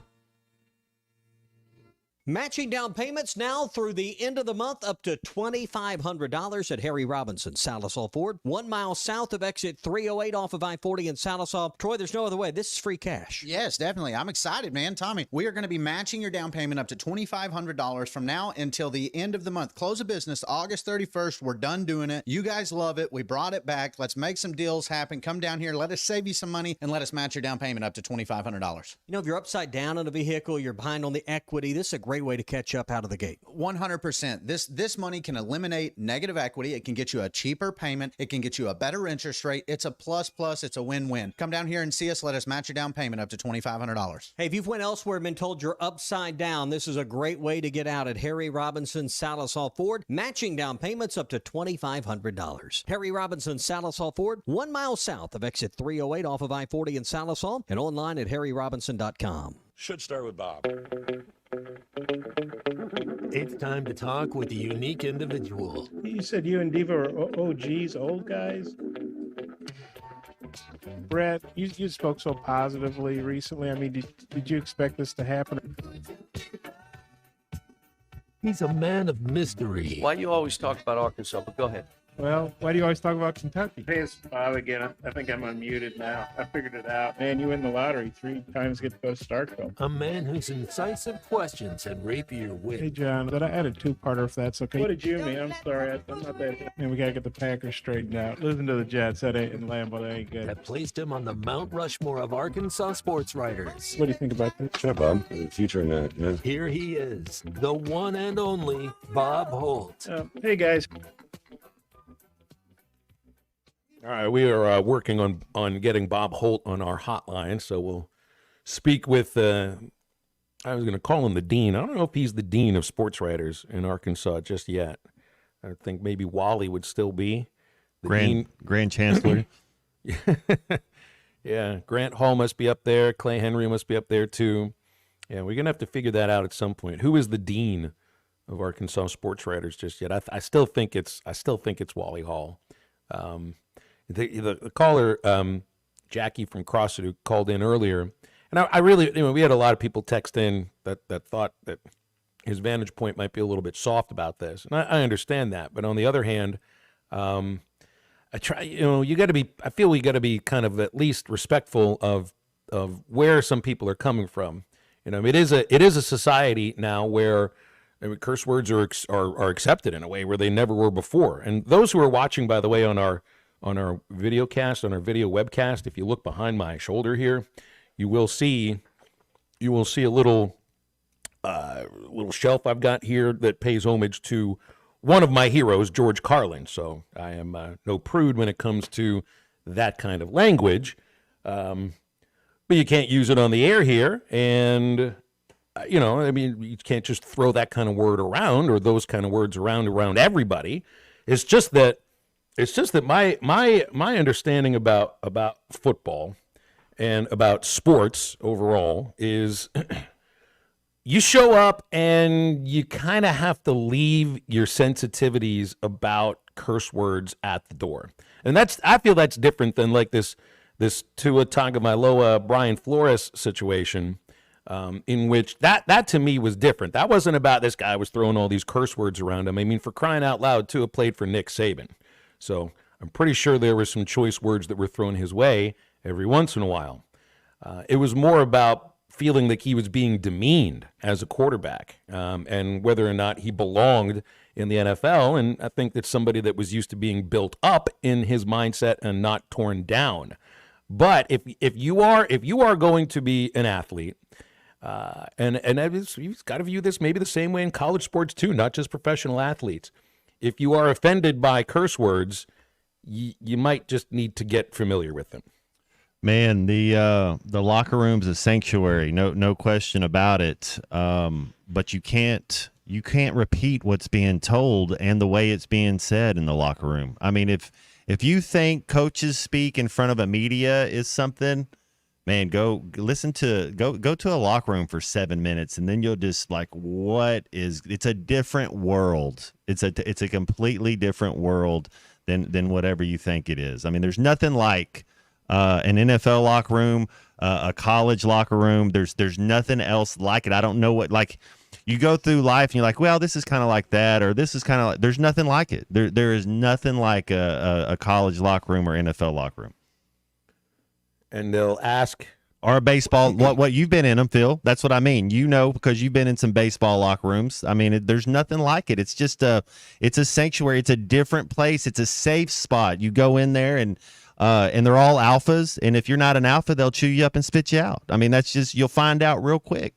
It's also, too, it's like you be in on the not be in on the conversation. I mean, I've had some relationships with baseball managers where they almost it was like I was being used as a sounding board because they couldn't talk about that athlete or that player that way in front of them.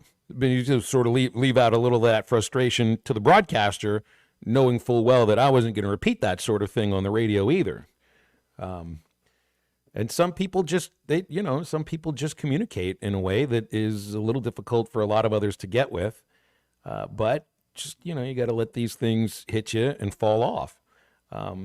But I can understand where some fans just are uncomfortable, even seeing a coach on the sidelines curse.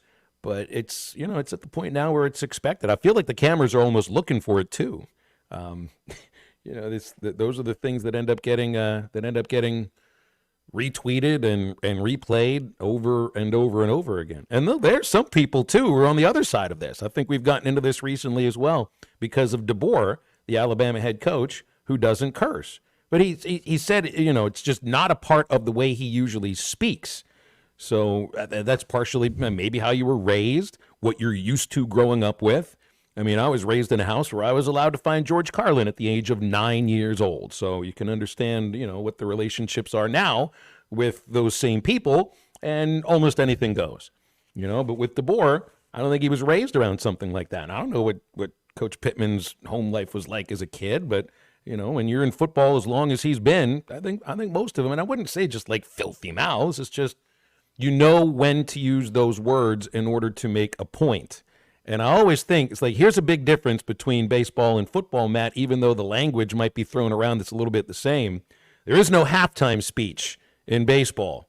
Now, maybe in the middle of the fourth inning or the fifth inning, a manager or a head coach might stomp through the dugout, throwing a few choice words here and there, but it doesn't have those like 7-8 minutes like you'd mentioned. And I love the question, what did the coach say at halftime to get you guys going? And I always wonder, the answer should be, I can really only tell you about a tenth of it because the other 90% of these words would get me in trouble with you.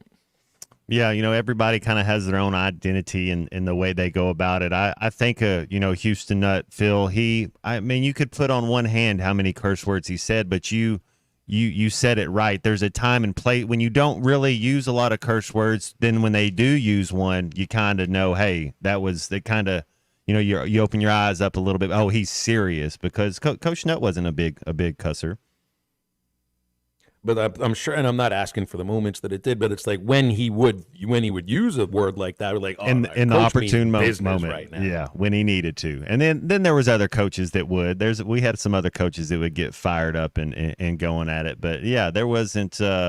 There was a lot of respect going there where, you're not really talking down to players. You almost, when you let them down, you feel like you're letting your father down. I think there was an interview that with the AD, he's the AD at Fort Smith Northside. He worked with Coach Nutt at Ole Miss, and he's telling a story about, well, you kind of feel this big when you let them down because that's it preached such a family group, family dynamic that it really did. You didn't want to let your teammate down, and you didn't want to let your coaches down either. 877-377-6963. If you want to get with this here, a couple folks texting in there like they're shocked. I did find George Carlin at the age of 9.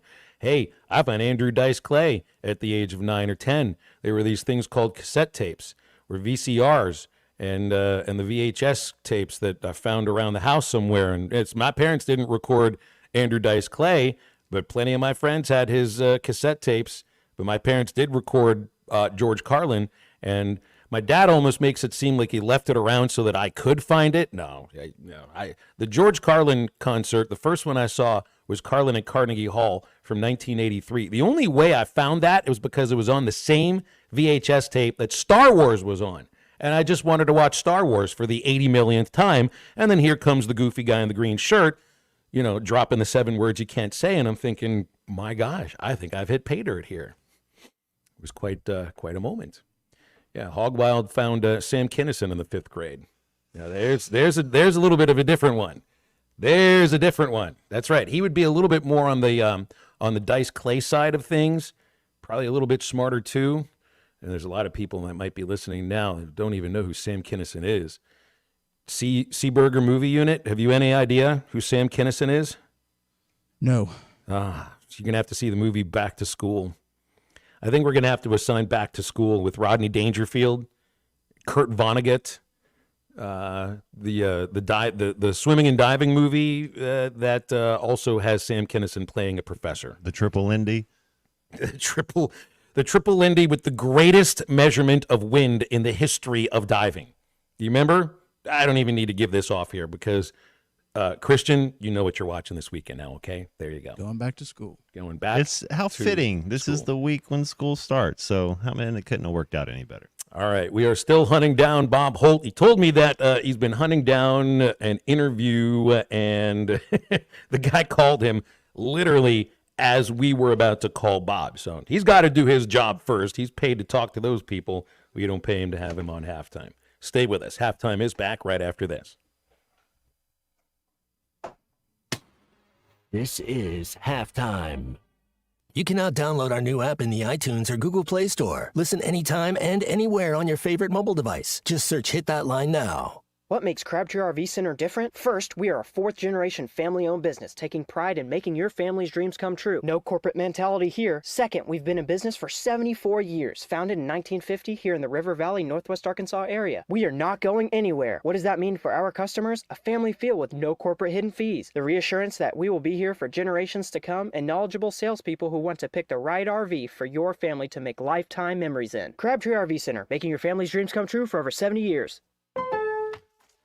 Lowe's knows saving pros time and money means getting the job done easier. Right now, get up to 50% off select composite decking and railing. Plus, get an extra 5% off every day on eligible purchases when you use your Lowe's Business Credit Card. Because Lowe's knows savings. Lowe's knows pros. Selection varies by location while supplies last. 5% off or subject to credit approval. Exclusions and terms apply. See store lowes.com/credit for details. This is Halftime.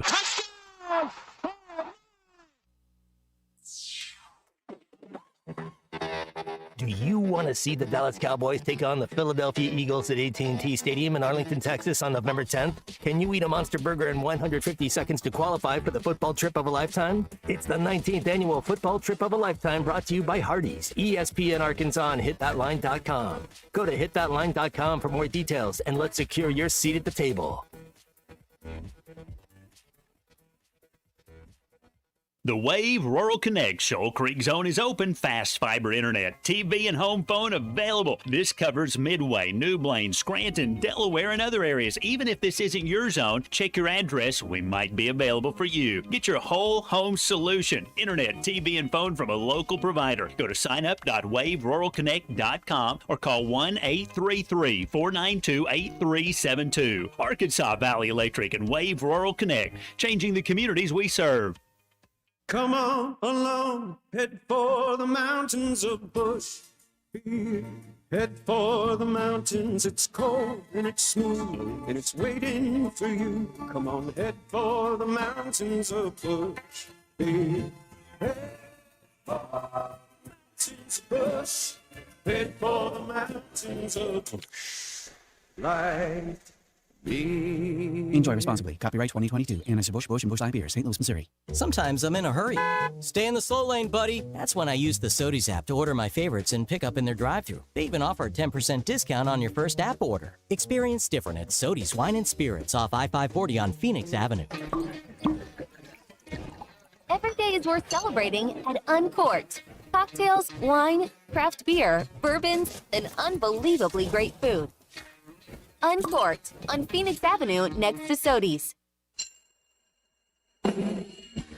football, fantasy drafts, new school supplies. It's my favorite time of year. I'm Jackie Mock with Mock Legal Solutions. Born and raised in the River Valley, I know how crazy traffic can get this time of year. As kids head back to class, remember to use caution at crosswalks and in school zones. But not all accidents can be avoided. If you or your loved one is injured in a car wreck, call today. 479-769-1505. No win, no fee. Mock Legal Solutions. Real advice, reasonable price.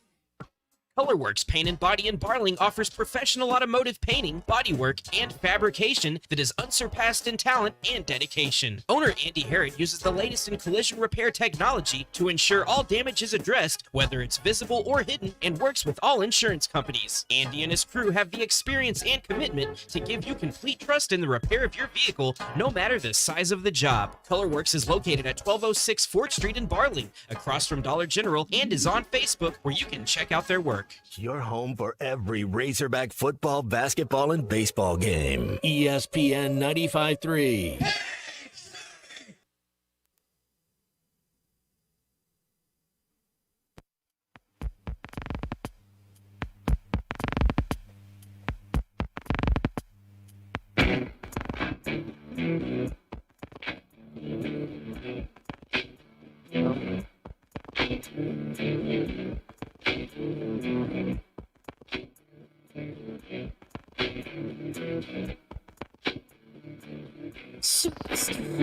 Yes, your modern eye with original skin and original life.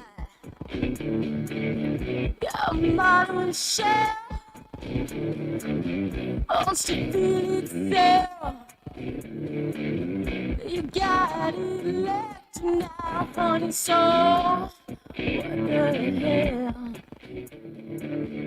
Make sure to follow Halftime on Twitter at HitThatLineAR and on Facebook and Instagram at HitThatLine. Call or text 877-377-6963. Now back to Halftime with Phil Elson and Matt Jones. Got a couple callers on hold if you want to get with us. It's 877-377-6963. Let's first talk with Philip, who's listening on our 99.5 affiliate in Fayetteville. Philip, how you doing? Nice name. 1 or 2 L's? 2. We have different names then. Yeah. Hey, I was left the office going to lunch, and I got on late with this topic, but I just found it interesting because when I was at U of A, we had a head coach that his favorite phrase was "no damn way," and he would repeat that when something went wrong. But what interests me more is back then there was a lot of coaches that would grab your face mask. Mm-hmm. I don't think you'd probably get away with that today. And I remember Keith Jackson said when he visited Arkansas, he saw our head coach grab somebody's face mask, and that was pivotal in him making his decision in Oklahoma. I have some question about that based on what was going on in Oklahoma at the time. But anyway, I just want to toss that out there, too, about grabbing players. And I remember my position coach would grab our face mask all the time, or, there was all kinds of things like that. But the curse words, I guess the other thing is I had a couple of teammates that were very religious, and that I knew that bothered them. And then there were some coaches as well. But everybody got along or went along at some point, but except one particular teammate. I think that ended up that was one of the reasons he left. But needless to say, I just thought your topic was interesting, and I brought out the other thing about the grabbing the players. But thanks. I'll hang up and listen. Thank you, Philip. I appreciate your phone call. Thank you very much. Yeah, and the thing about it, being a professional athlete, you never really know who it is you're going to be working with through your career. You can have again, the way I view it is you can have standards about who you choose to spend your time with, who you live with, and who you socialize with. You really don't, in a lot of cases, have a chance to choose who it is you work with. And in that case, you don't really get to choose the way that people talk. And if you're a professional athlete, even in a career that's 10 years, you end up working with, I can't even throw a number on the number of coaches that you do work with. And they're all different, and they all speak differently. And some will speak to you in a way that that maybe you never were spoken to, or words that you just usually didn't hear very much coming up. But what I think an athlete wants is someone that he or she can believe in what he or she is being told. You want someone who's genuine.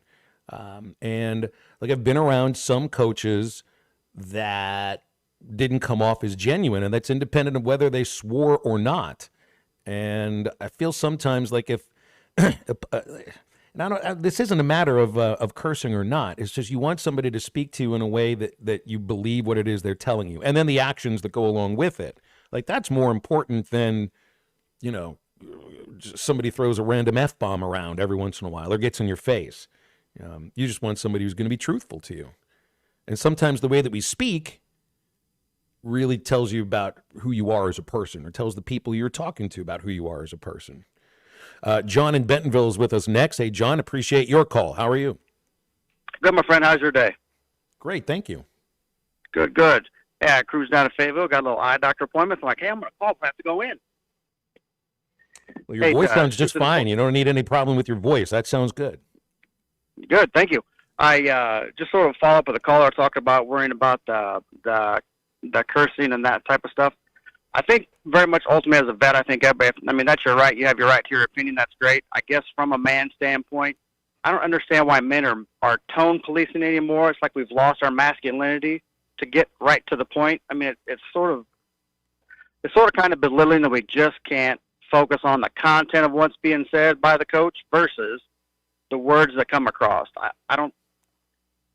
Well, sometimes the noise is louder than the signal, I think, and sometimes the words that are chosen makes it difficult or impossible to actually get to the message that you're being told. You're getting screamed at in your face. I just don't know how much of that you're going to comprehend. Other than I got to do something different than what brought this upon me. So I think there's a certain line that can be crossed to where the message is lost because the way it's being delivered is so shocking. But hey, that's not the way. It isn't the way that I speak with my kids. It isn't the way that I speak to people that I don't, that I think would impress upon them in a negative way. If I just look at the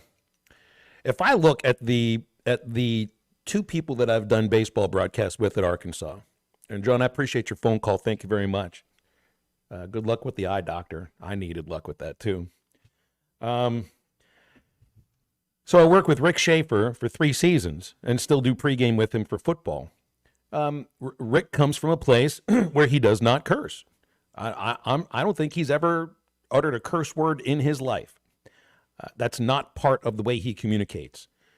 And so in the broadcast booth before and after a game or during the inning breaks, I would not speak that way because I don't want to foster a relationship that feels uncomfortable.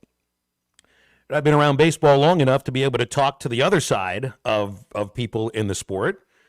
And I don't say this in a negative way at all. You wouldn't be surprised. Bubba Carpenter's just a little bit different in how he communicates than Rick Schaefer. Not every word is a curse word. I'm not even saying he's got a filthy mouth. But Bubba spent like 16, 17, 18 years in baseball clubhouses, and that's independent of the time he spent playing at Arkansas. He speaks differently than Rick does, both on the air and off the air. So then during the commercial breaks and in the lead up to the game and after the game and everything, I'll speak differently with him too. Because I've been in those clubhouses. I've spoken with guys that talk like that. And there are players that also are a little different as well. So I think it's just a matter of you got to know who it is you're talking to. Right? And Matt, I think that was also a little bit of your point about this deal with Tagovailoa. And did Brian Flores understand who he was talking to about basically trashing somebody in his face and thinking that might have some sort of a positive aspect to it?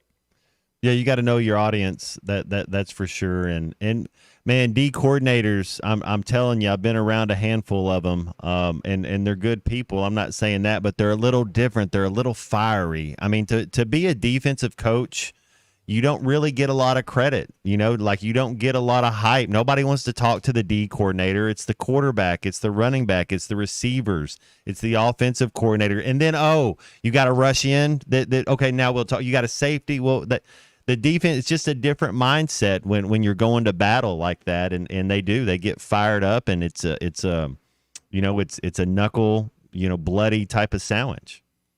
I'd always think of it, who's the most intense coach? Is it the strength coach? Is that like the going rate? It would have to be the strength coach, the one who is who's in on every workout with every player, on every lift and everything, and probably has the reddest face. Looks like he's putting the most strain on his body. I would think that a strength and conditioning coach is probably the most intense of any of them. Your offensive line coach is pretty intense. Yeah. You got to set the tone.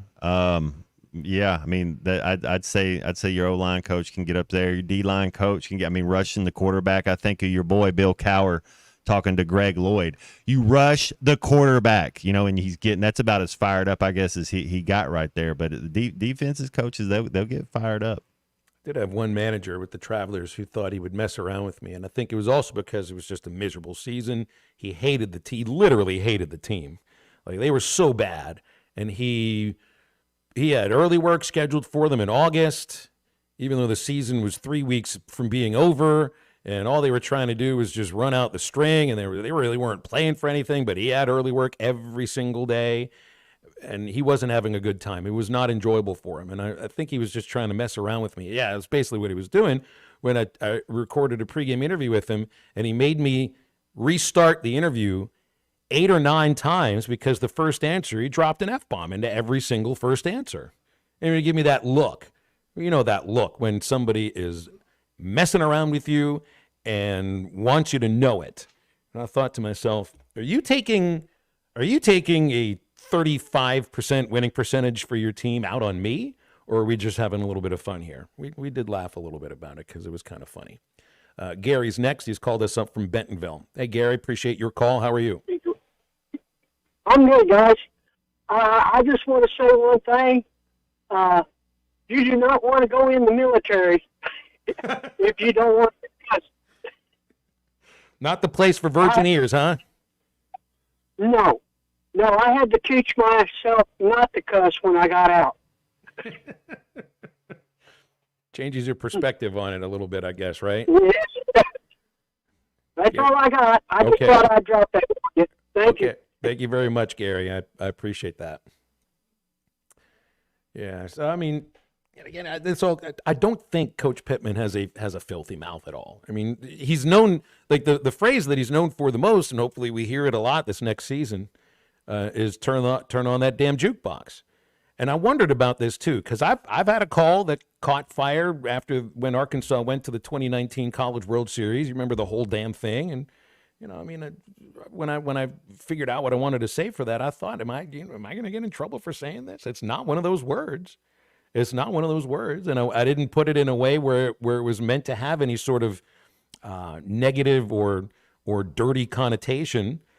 So I did wonder about it when Sam said about the damn jukebox, but all it is was I think it came from a place of joy, first and foremost. Not all these words have the same meaning. They might sound the same. They don't have the same meaning.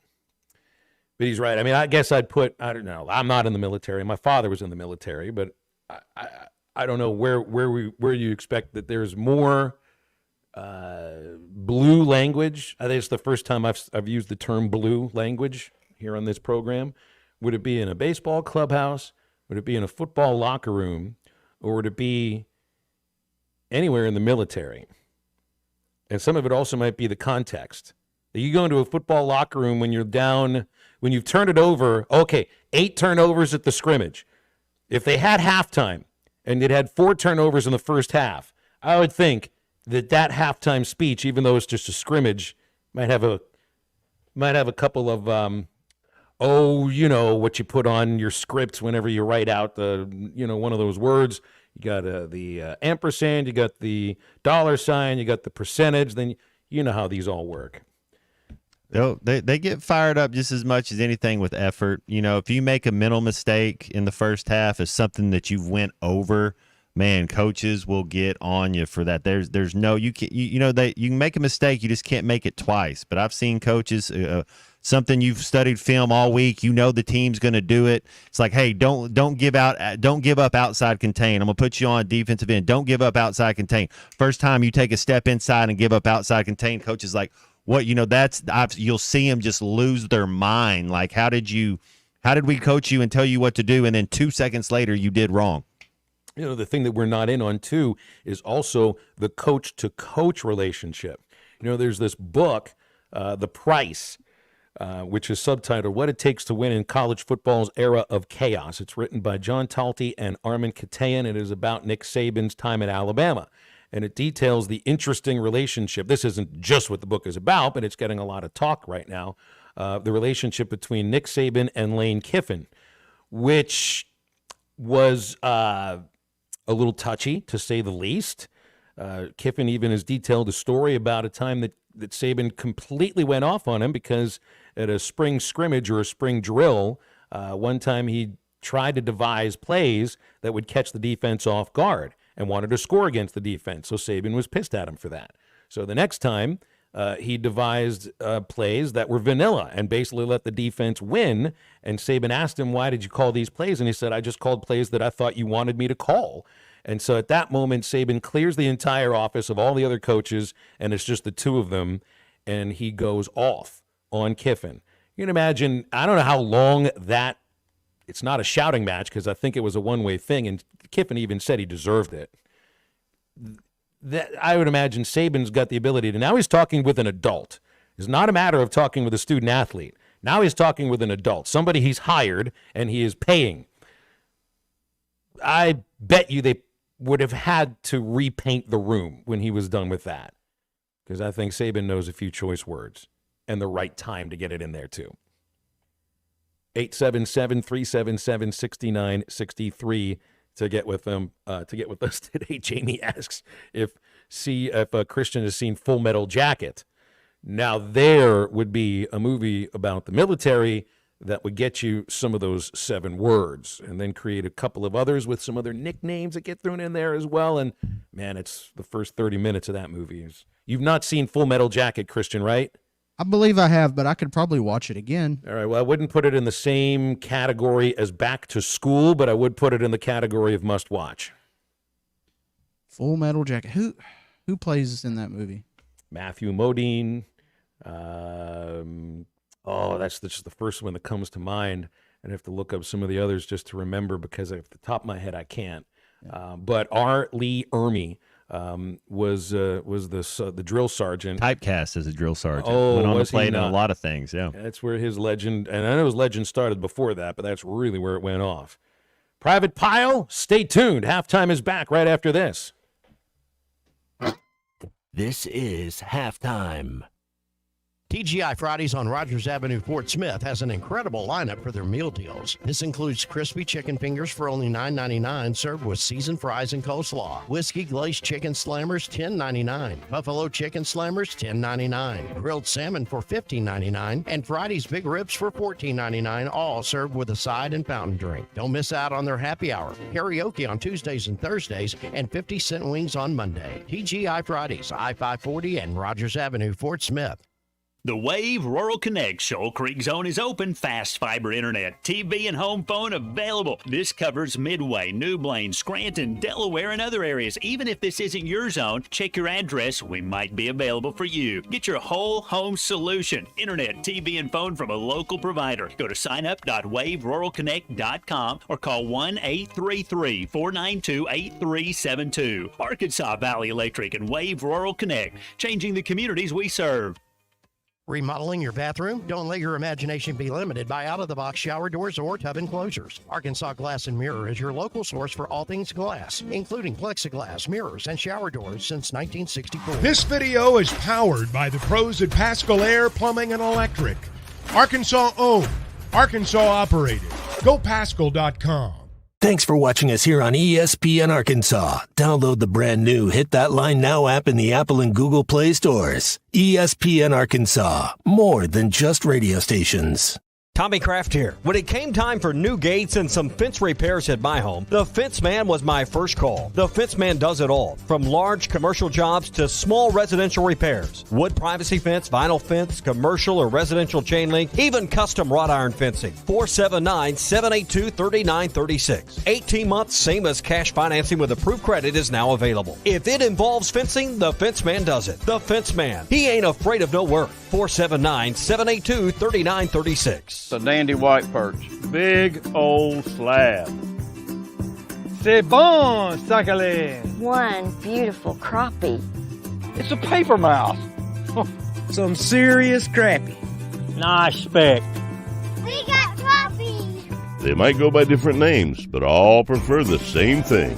Bobby Garland, America's favorite white perch, slab, sockeye, papermouth, crappie, speck, crappie baits. I call it dinner.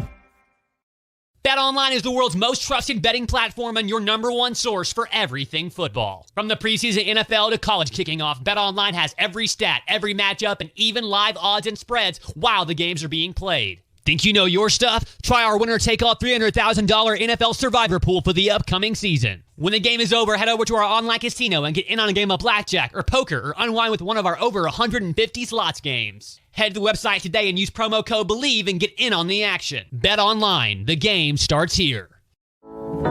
This song hit number 2 without one guitar. Gary Wright traveled with George Harrison to India for spiritual enlightenment and wrote Dream Weaver, describing God as infinite love and compassion, seeing him through the trials of the night. Of the 330 million gods of Hinduism, not one will get you to the morning light, but only through the blood of Jesus Christ. Satan is a master deceiver, weaving many into make-believers. I'm Pastor Heath from Woodland. Think about it. Hey, ESPN 96.3 and HitThatLine.com. Have you been to Swark Liquor? Trey Gentry and his team have a phenomenal spot. It's the first liquor stop in Arkansas for our Dallas and Texas fans traveling up to the hill. So if you're heading to Fayetteville, the lake, a cabin weekend, hunting, fishing, or any other activity you need your favorite drink, stop by Swark Liquor. And check out their apparel too. You'll want to wear it. Swark Liquor, 864 East Collin Ray Drive into Queen, Arkansas. Swark Liquor, we promise to keep them cold for you. This video is powered by the pros at Paschal Air Plumbing and Electric. Arkansas owned, Arkansas operated. Go. Cause you know it don't matter anyway. Money won't get you too far, Welcome back into Halftime Live from the Crabtree RV Studios. Crabtree RV Center in Alma, where we make your dreams come true. Vincent D'Onofrio was the actor I was searching for the name. He played Private Pyle. You saw him in Men in Black, just to name one movie, because he's been in a ton of them that have been really entertaining. But yeah, he had the memorable role of Private Pyle in Full Metal Jacket. 877-377-6963. Got Scott with us here. Hey, Scott, how are you? Hey, good. Thanks for taking my call, Phil. Enjoy the program. Thanks. You guys were talking about profanity earlier. I had the privilege to serve as a chaplain for a professional hockey team for 5 seasons out west. And to borrow a line from A Christmas Story, those guys work in profanity like many artists work with oils and canvas. I heard some things there that I had never heard in my life. And I went to a public high school and a state college, played a lot of ball, so you know, I just thought I'd heard some stuff, but I really learned some things when I was there for 5 seasons. And a lot of those guys were saying those words with a bunch of missing teeth too, right? Yes, they were. There was a little bit of a lisp in some of what they had to say, and a lot of it was followed with A. Yeah, A. So it's very good. You actually do a halfway decent Canadian, Scott. Well done.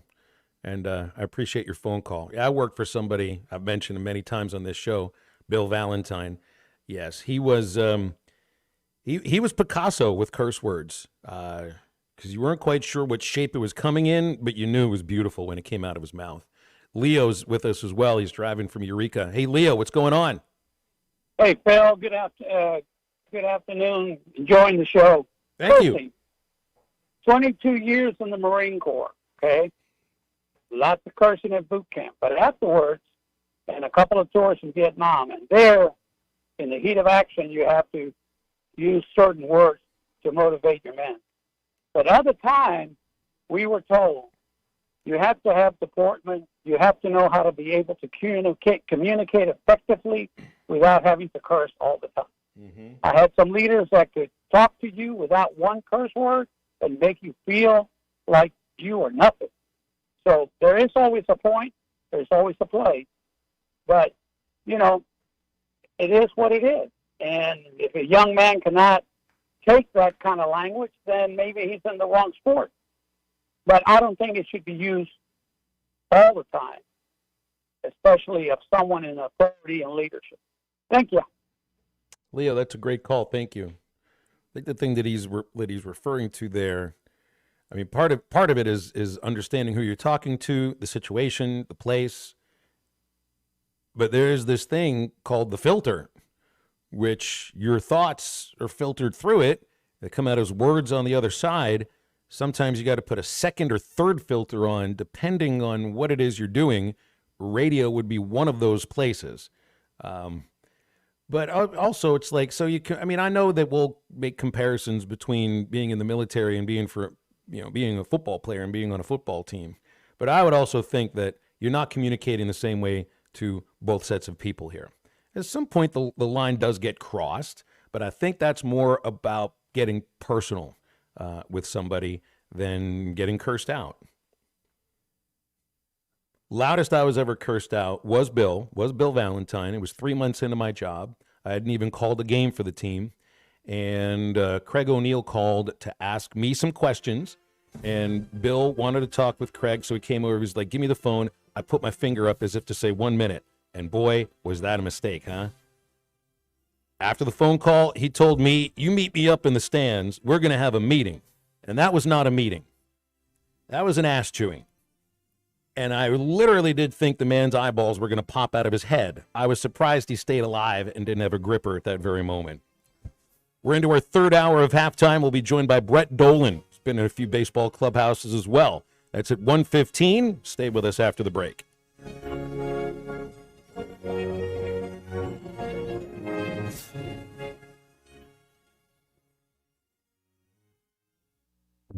It's a stunning way to go somewhere new in the 2024 Buick Encore GX from Harry Robinson Buick GMC. Right now, get up to $3,000 off and 0.9% financing for well-qualified buyers on the Buick Encore GX. The Encore GX is a boldly styled 5-person SUV that is ready to reward. Up to $3,000 off and 0.9% on the 2024 Buick Encore GX. Experience the new Buick at Harry Robinson Buick GMC. Exit 11 off of I-540 in Fort Smith.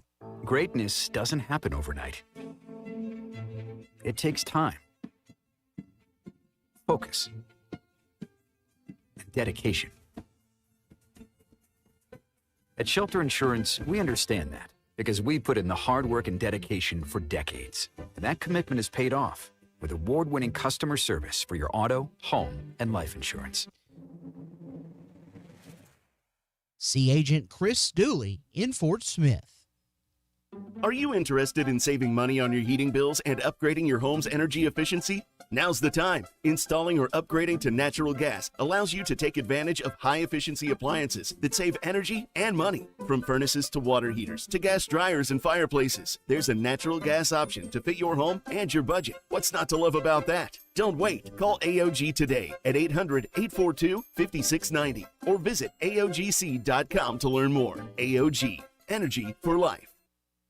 You've got to watch your NFL team every Sunday, and Verizon's got you covered for all your team's out-of-market games every Sunday afternoon. Come on! From kickoff to sign-off, from first downs and touchdowns to turnovers and overturned plays. After review, the pass was incomplete. Let's go! This season, win every Sunday with Verizon. Get a great deal on NFL Sunday Ticket from YouTube and YouTube TV and a new phone. Excludes digital-only games. Terms and embargoes apply. Did you know that almost 80% of all advertising is spent on digital? This is Dale Daniels, Digital Sales Manager for ESPN Arkansas, and due to the growth in digital advertising, we have the opportunity for the right person to join our team. Digital and radio advertising go hand in hand, and we're looking for someone to help businesses grow with this powerful combination. If you have experience in broadcast and digital marketing or business development, we want to hear from you. Email your resume to sales@hitthatline.com. Pearson Broadcasting is an equal opportunity employer. ESPN Arkansas weather. For today, plenty of sunshine, a high this afternoon into the low to mid 80s. Later on tonight, we should be clear to partly cloudy, and overnight low will drop down upper 50s to low 60s. Friday, lots of sunshine, a high in the low 90s, and then Saturday, sunny skies, a high near 95. I'm Sally Russell with your forecast on ESPN Arkansas. The weather is brought to you by Come Get You Some, Arkansas's premier off-road superstore. Call 782-MUD today. KERX Paris Fort Smith. The Bud Light Countdown is on. Arkansas football begins in 7 days. Coming to you live from the Crabtree RV Center studios. Broadcasting on ESPN Arkansas and streaming on hitthatline.com. You got a team in here that we respect it.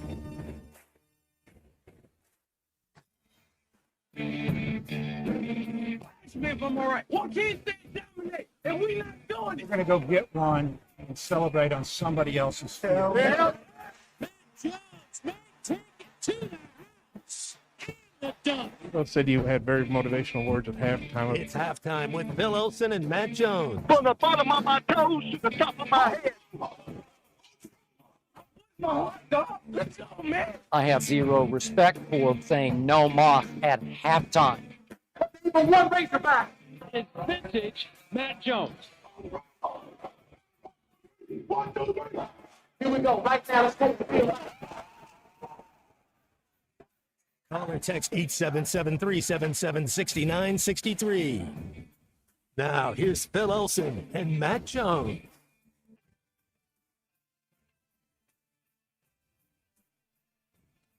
Hi, and welcome back as we get into our 1 o'clock hour. 1 minute after 1 in the afternoon on ESPN Arkansas and hitthatline.com. Phil Elson, Matt Jones, Christian Johnston producing. We'll talk with Brett Dolan in about 15 minutes. In fact, we should probably make sure it's 15 minutes because he's got to get off the phone at 1:30 today for a coach's interview because, hey, we get soccer and volleyball in action very soon. Soccer's already started, volleyball soon, and Brett's on the call for those. He'll start his touchdown radio duties next weekend. So all the travel he's done over the summer, and you never know where he is, and it's all about to kick up once again. Let's see, we got all the headlines we basically got in here. We've seen this, Matt, this criticism. So the Yankees played the Tigers in the Little League World Series Classic in Williamsport on Sunday night. And I love that because they're at a smaller ballpark, Little League kids all around the place, and you can really see it in their eyes how much they admire these players and want a chance to be them. One of the coaches whose team was there, a fellow named Bob Laterza, criticized Aaron Judge for not paying enough attention to his team on Sunday. This was before the game, and I know that Judge, I know he did spend time with plenty of players, just might not have been at that very moment. He pointed out that there were some other Yankees, Garrett Cole, Jason Dominguez, manager Aaron Boone met with his team before the Yankees game against the Tigers, but Judge wasn't one of them, and the Judge ignored his players when they shouted out his name while he was in the on-deck circle, leaving his team disappointed. Judge did not respond to this. He said there wasn't anything that I could really say about this. Wasn't even going to dignify his comments, is what Aaron Boone said. But I also wonder, it's like who's going to try to pick a fight here with Aaron Judge for not responding to your kids when he's in the on-deck circle? Like everybody gets shouted at when they're on deck circle. Not everybody turns around to respond to it, nor should you be expected to either. I know Judge signed a lot of autographs over the weekend in Williamsport, but I don't think him ignoring kids that are shouting his name while he might be warming up is reason to criticize. Man, those fans, they're right there on top of you. It's always interesting when you get a crowd interaction, and the Yankees are so polarizing. You know, I mean, you probably hear a lot of choice words that you don't want to repeat. Well, and there's also, and I don't know how they were responding to him. It's like I felt a little bit like there's I don't know if insulting isn't the right word. It's just I cringe a little when kids are shouting at a player and just going by the number on the back of his uniform. Hey, 45, give me a ball. and the first thing they shout out to him is, "Give me a ball." It's not necessarily for any interaction with the player. It's, "I want a ball, and this is the first person who's close enough to give it to me, and I don't know this person's name, so I'm going to shout the number." Like, at that point, I don't blame an athlete for not responding or ignoring. Here's to continue what you're saying. Once the game starts, once the innings, there's no reason to ever turn around and talk to a fan. Like there's really not. Once the game gets going, you got to have that. Coach Nutt used to talk about that, a Tiger Wood like focus. And you're walking. He's walking in the ropes. He's got everybody trying to shake his hands or say, and he's walking straight to the next hole because it's a business. It's a mindset. I don't think there's a whole lot of interact.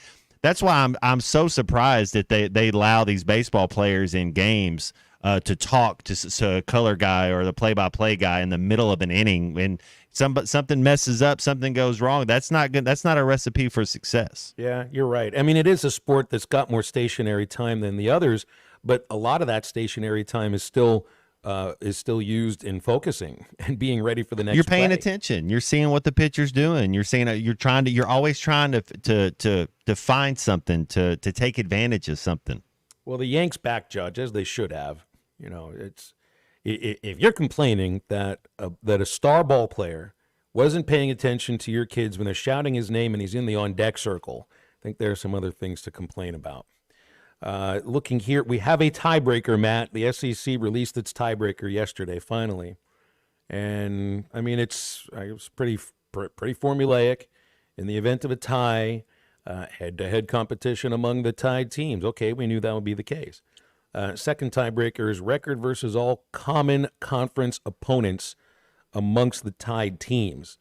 Third tiebreaker is the record against the highest placed common conference opponent, and then you proceed through the standings like that. Fourth tiebreaker, cumulative conference winning percentage of all the conference teams you've played. So that's kind of a strength of schedule. And keep in mind, these teams don't control their strength of schedule when it comes to the SEC. The league tells you who you're playing. The fifth tiebreaker is some kind of a formula that was given to the SEC by a stat company that is basically scoring margin. There's relative score margin depending on your strength of schedule. And then the last tiebreaker, if all of these things are actually tied, they wouldn't do the coin flip, not doing the Friday Night Lights. Random draw of the tied teams. If it comes down to a sixth tiebreaker, we're basically drawing straws. There's no way it even gets to 5 tiebreakers. Heck, I think the one that really does it is your record versus all common conference opponents among the tied teams. 16-team league, only an 8-game schedule. I mean, in some cases, this might come down to what your record is against 3 teams, potentially. It should be head-to-head, should be number 1. And then number 2, if there's tied, it should be settled on the field. And, I mean, you go get the field goal kickers and you go out there and you kick field goals against each other. And you move it back 5 yards each time, kind of like pole vaulting. And the first one that doesn't, then that team goes. So that way at least there's an element of winning it. Now, we know Coach Petrino won't be watching, but that's okay. We might not be the number 2 team this year. But go out there. I always like for him to find some way to settle it on the field. You can do the head-to-head. That's the perfect way to go. And then that second one should be, man, we're the second-place teams. Let's get your field goal kickers, and let's go see. Yeah, I can't imagine this goes any farther than tiebreaker B.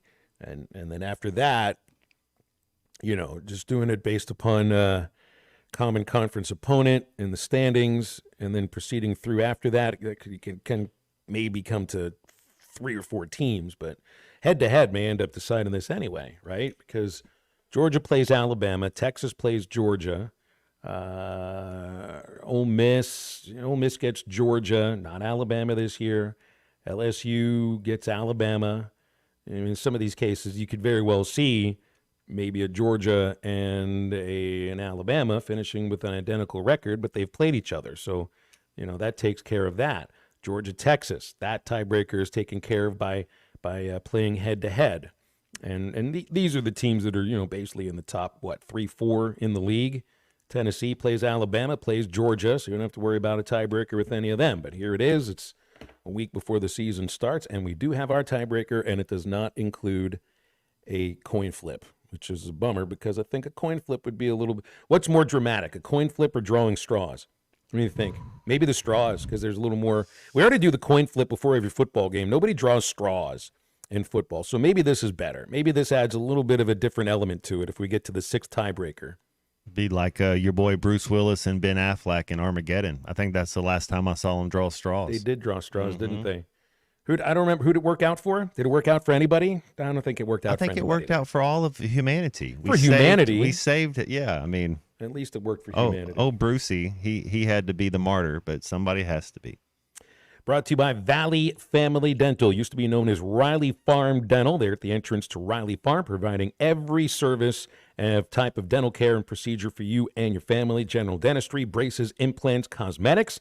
It's Doctors Sparkman, Farmer, and now Dr. Blaine Van Nice, making sure their patients have a better life with a better smile, be more confident, have a comfortable experience every time at Family Valley Dental. Used to be Riley Farm Dental, still at 5901 Riley Farm Drive, Suite A, still at the entrance to Riley Farm off Highway 71 in Fort Smith, still at 226-3500, and online at valleyfamilydentalpractice.com.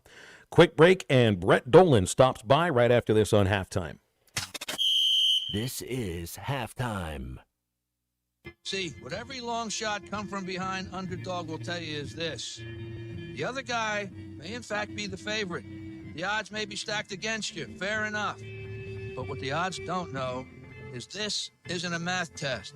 This is a completely different kind of test. One where passion has a funny way of trumping logic. Listen to every Razorback football game this season right here on ESPN 95.3 and hitthatline.com. Dozy Place has now been serving award-winning steaks for over 20 years. Celebrate your special birthday, holiday, person, or just because at Dozy Place. Start with delicious appetizers and your choice of drinks from the largest selection of wines, beer, and liquor in the River Valley. Dozy Place is open Tuesday through Thursday 5 till 9 and Friday and Saturday 5 till 10. Reservations are recommended, so call 784-9111. 784-9111 for Dozy Place, 422 North 3rd Street, Fort Smith. Valley Family Dental, formerly known as Riley Farm Dental, at the entrance to Riley Farms, provides every type of dental care and procedure for you and your family. General dentistry, braces, implants, and cosmetics. Dr. Sparkman, Farmer, and now Dr. Blaine Van Nice work to give all of their patients a better smile. Valley Family Dental, 5501 Riley Park Drive, Suite A, at the entrance to Riley Farm. Now offering same-day crowns. 226-3500 for an appointment, or visit valleyfamilydentalpractice.com. When you need legal help, turn to the law offices of Craig L. Cook. With over 40 years combined experience, the Cook Law Team works for you. If you've been injured in an auto accident, hurt on the job, a victim of nursing home negligence, or need help with bankruptcy, Social Security, wills, trusts, estates, or family law issues, Craig Cook will go to work for you. Call us today, 479-783-8000. The law offices of Craig L. Cook, with locations in Arkansas and Oklahoma. We work for working people. Are you tired of the overcrowded fitness centers? Would you like a fitness option where you can actually work out? Then let's hang out. The Hangout is Fort Smith's newest fitness facility. It has an 8,000 square foot gym, indoor tennis, pickleball, and basketball, with more sports coming soon. The Hangout offers group and individual training in the gym and boasts 3 active tennis pros to help you grow your game. Stop in today at 5400 Gary Street or thehangoutfs.com for more information. Be a part of something different. Fitness, sports, and more. Let's hang out. When you need tough and paint just isn't enough, check out River City Coatings in Van Buren. When it comes to your metals, paint can peel and crack over time. Whether it's your patio furniture, rims or trims on your automobile, or heavy equipment, no one has time for a redo. Powder coating provides the toughness you need. Preserve your investment with powder coating from River City Coatings. River City Coatings, certified John Deere, Caterpillar, ISO 9001, Packer, and UL provider of tough. River City Coatings, 471-7675 or online at rivercitycoatings.com. Over 11,000 off on remaining 2023 GMC Sierras, or up to 7,000 off on remaining GMC Yukon XLs at Harry Robinson Buick GMC. These are the largest factory discounts in years, so hurry before they're gone. Plus up to 6,500 off on in-stock 2024 GMC Sierras. Conquer the road with confidence in a GMC Sierra from Harry Robinson Buick GMC. We are professional grade. Harry Robinson Buick GMC. Exit 11 off of I-540 in Fort Smith. Hey, Ty Richardson for Jim. They have several locations in the Arkansas area, but I specifically want to talk to you about Jim Mart number 10. Great deli. My goodness. Great lunch, great dinner. But have you had the breakfast yet? It's the best in town. And they have that convenient drive-through window. So when you're heading north or south on 540, take exit number 6 for Jim Mart number 10. 6201 Grand Avenue in Fort Smith. Jim, the leading gas station and convenience store in the area. Your home for every Razorback football, basketball, and baseball game. ESPN 95.3.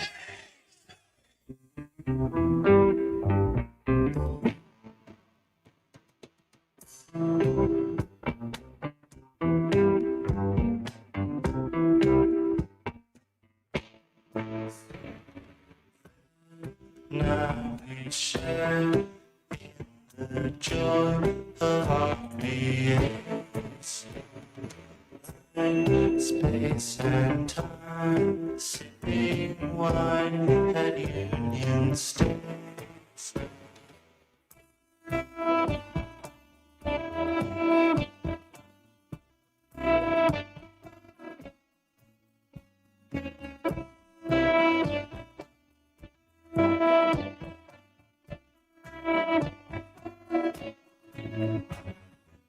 Welcome back to Halftime with Phil Elson and Matt Jones. Got a question or comment for the guys? Call or text 877-377-6963. Let's get back to the show with the voice of Arkansas Razorback baseball, Phil Elson, and Razorback football legend Matt Jones. Chance to visit now with Brett Dolan, who joins us each Thursday on Halftime from RSN, from Perfect Game. And very soon to be back with Touchdown Radio, just not this weekend. They've got Georgia Tech and Florida State in Dublin. Brett's on the first call next weekend, Clemson at Georgia. Brett, how are you? Hey, good, guys. You know, it feels like the first week of school here on campus. We're having meetings, and the kids are back, and the traffic is back, and volleyball and soccer cranked up, and football coming soon. So we're back in the middle of it, that's for sure. That also means you get to meet all the students that you'll be working with over the next however many months on RSN. So it's not like you might not be Professor Dolan, but to a lot of these students, you kind of are. Well, we had Camp RSN last week, and I had to miss a couple of days to take my daughter off to college. But we're bringing in our young, fresh kids, and I don't know about you. I'm sure it's probably similar when you're around our baseball team or your women's basketball team. Sometimes just being around 18 to 20-year-old kids, young adults, kind of get you fired up. You kind of see their enthusiasm and their excitement, and it kind of motivates us a little bit too. That's right. Keeps you young. Brett, who's a game early on? I know you get your schedule and you kind of look at it, and I think the athletes do it, the fans do it, but you have to do it too. Who's one of the? What are a couple games, maybe one or two, that you're really looking forward to early on this season? Well, that's a great question, and I think there's probably more than I could list. I think what I'm always curious to see, Matt, is there a team that kind of catch your interest early? And last year, I think for a lot of people, it was Colorado, and I get to see them in week 2. And then, of course, they kind of faltered and whatnot. I think it's fun when there's a team that can kind of step up and provide themselves in the conversation when we weren't anticipating it. I get to see Clemson week 1, and that was a team 5 years ago that was always part of the conversation. They've not been part as of late. And I don't know if they can beat a Georgia to kind of elevate themselves. Florida State is another. I think that was a team that we all looked at last year and realized it was very good, but it was hard to kind of dent that SEC Big Ten coalition to make some moves down the stretch, and I'm curious if they can be in the conversation too. And Michigan's a team I think that I'm curious as well because of what they lost, including a head coach. If they have any consistency as far as staying atop the top 10 in the country, and I think they've got a game in early September too that kind of jumps out at me that you might have an idea where you're at. Now obviously with a 12-team playoff, it doesn't feel like it's life or death like it used to, but on the other hand, those games you win in September can really kind of push a team a little bit further towards the conversation once we get to October and beyond. Well, here's a couple that stand out to me, and they're in week one. Now, you'd mentioned Georgia, Clemson, Florida versus Miami. That's a big one for both of them. Obviously, they got a rivalry going there. But Miami's got Cam Ward transferring in out of Washington State to be a quarterback. There are a lot of writers that think that Miami is a dark horse potentially in the ACC. And A&M and Notre Dame, I think that'll be appointment viewing for Razorback fans. When you get Notre Dame, I think next year, you get A&M, of course, every year. That's a big one for both schools. I don't know. Knowing Notre Dame's schedule, they always play against tough programs, but they get an SEC program this year. Well, it's fun. I was visiting yesterday with Andrew Monaco a little bit, and of course he's the voice of A&M on radio. And I was saying, if I didn't have a game week one, I think I'd like to be there. It's going to be an atmosphere, and it always is a scene. But to bring Notre Dame into any team stadium kind of ratchets up the intensity. They've got a new quarterback in Riley Leonard, who's a transfer. Wigman, who was really good, I felt like early last year, as the QB for A&M before he got hurt. Hopefully healthy for them. I think it's going to be interesting because, for one, it's going to be smoking hot. And I don't care if it's at night or not. They've been dealing with 100-degree temperatures in Houston here in this last week. The Fighting Irish better be ready, because not only are there 105,000 fans in the stadium swaying, it's going to feel like they've gone to the equator to play that game. But, yeah, that's fun. It feels like we don't have a ton of those games maybe in the first 2 weeks, but when we get one, if it's A&M and Notre Dame, or whether it's, Florida and Miami, or Clemson, Georgia, it does make for a lot of fun because it gives us something to kind of focus on, where a lot of teams are playing their non-conference games that are just kind of part of their 3 or 4 games outside of league play that they're trying to rack up wins. Brett, with the way it's kind of been debated, I guess, a little bit about who the number 1 team is, who the number 2 team is. I think Ohio. Right now, I give Ohio State a slight edge, but everybody, it seems like, has Georgia. But really, it's kind of Georgia and Ohio State 1-2. Is the gap so big? Is there a big gap between 1 and 2? Does it fall off after Georgia and Ohio State? I always feel like there's about 3 exceptional teams, maybe 4, and then I think sometimes that gap in certain years, Matt, can be between 2 and 3. I'm intrigued by those teams you mentioned because Georgia, they lost their playmakers per se. They lost Brock Bowers. They lost some of their wide receivers. And while they have a veteran quarterback, they're going to have to find new guys to help move the ball downfield and facilitate offensively too. Michigan lost a ton of players when it came to talent. Ohio State went out and got the running back, obviously, from Ole Miss, but they have a new quarterback too. And I don't think Howard is quite the QB that they've had in the last decade. And he's probably not quite as efficient, not as good, but there is an incredible amount of talent around that. And I would say, for a motivation standpoint, whether the team feels it or not, for Ohio State, even though they win 11-ish games a year, this is a huge year for Ryan Day because they've taken a step behind Michigan. And all Ohio State fans care about outside of the playoffs is, are we a better program or in a better state than Michigan? The last 2 years, that's not been the case. And you go 11-1, you lose to Michigan, it has a bitter taste in Buckeye fans' mouth, and that's a unique fan base. I don't even know how to accurately describe it, but maybe a little bit persnickety. I mean, their expectations are at a different tier than most. And while they have a lot of talent, that new quarterback better play well, because if he's a little bit erratic and they have a lot of talent on the field, but he's not good enough to win 11, 12 games, it's going to be another frustrating year in CBUS. Why are the Iowa Hawkeyes such a rule-breaking organization, Brett? I'm saying that jokingly, of course, but I mean, the situation with Caden Proctor, blew up in their face, and blew up in their face twice. Didn't even get to keep the player. With Cade McNamara, I don't know what it was that got Kirk Ferentz and the wide receivers coach in trouble, but something happened there. And it's just not a program I would usually associate with getting caught at anything like this.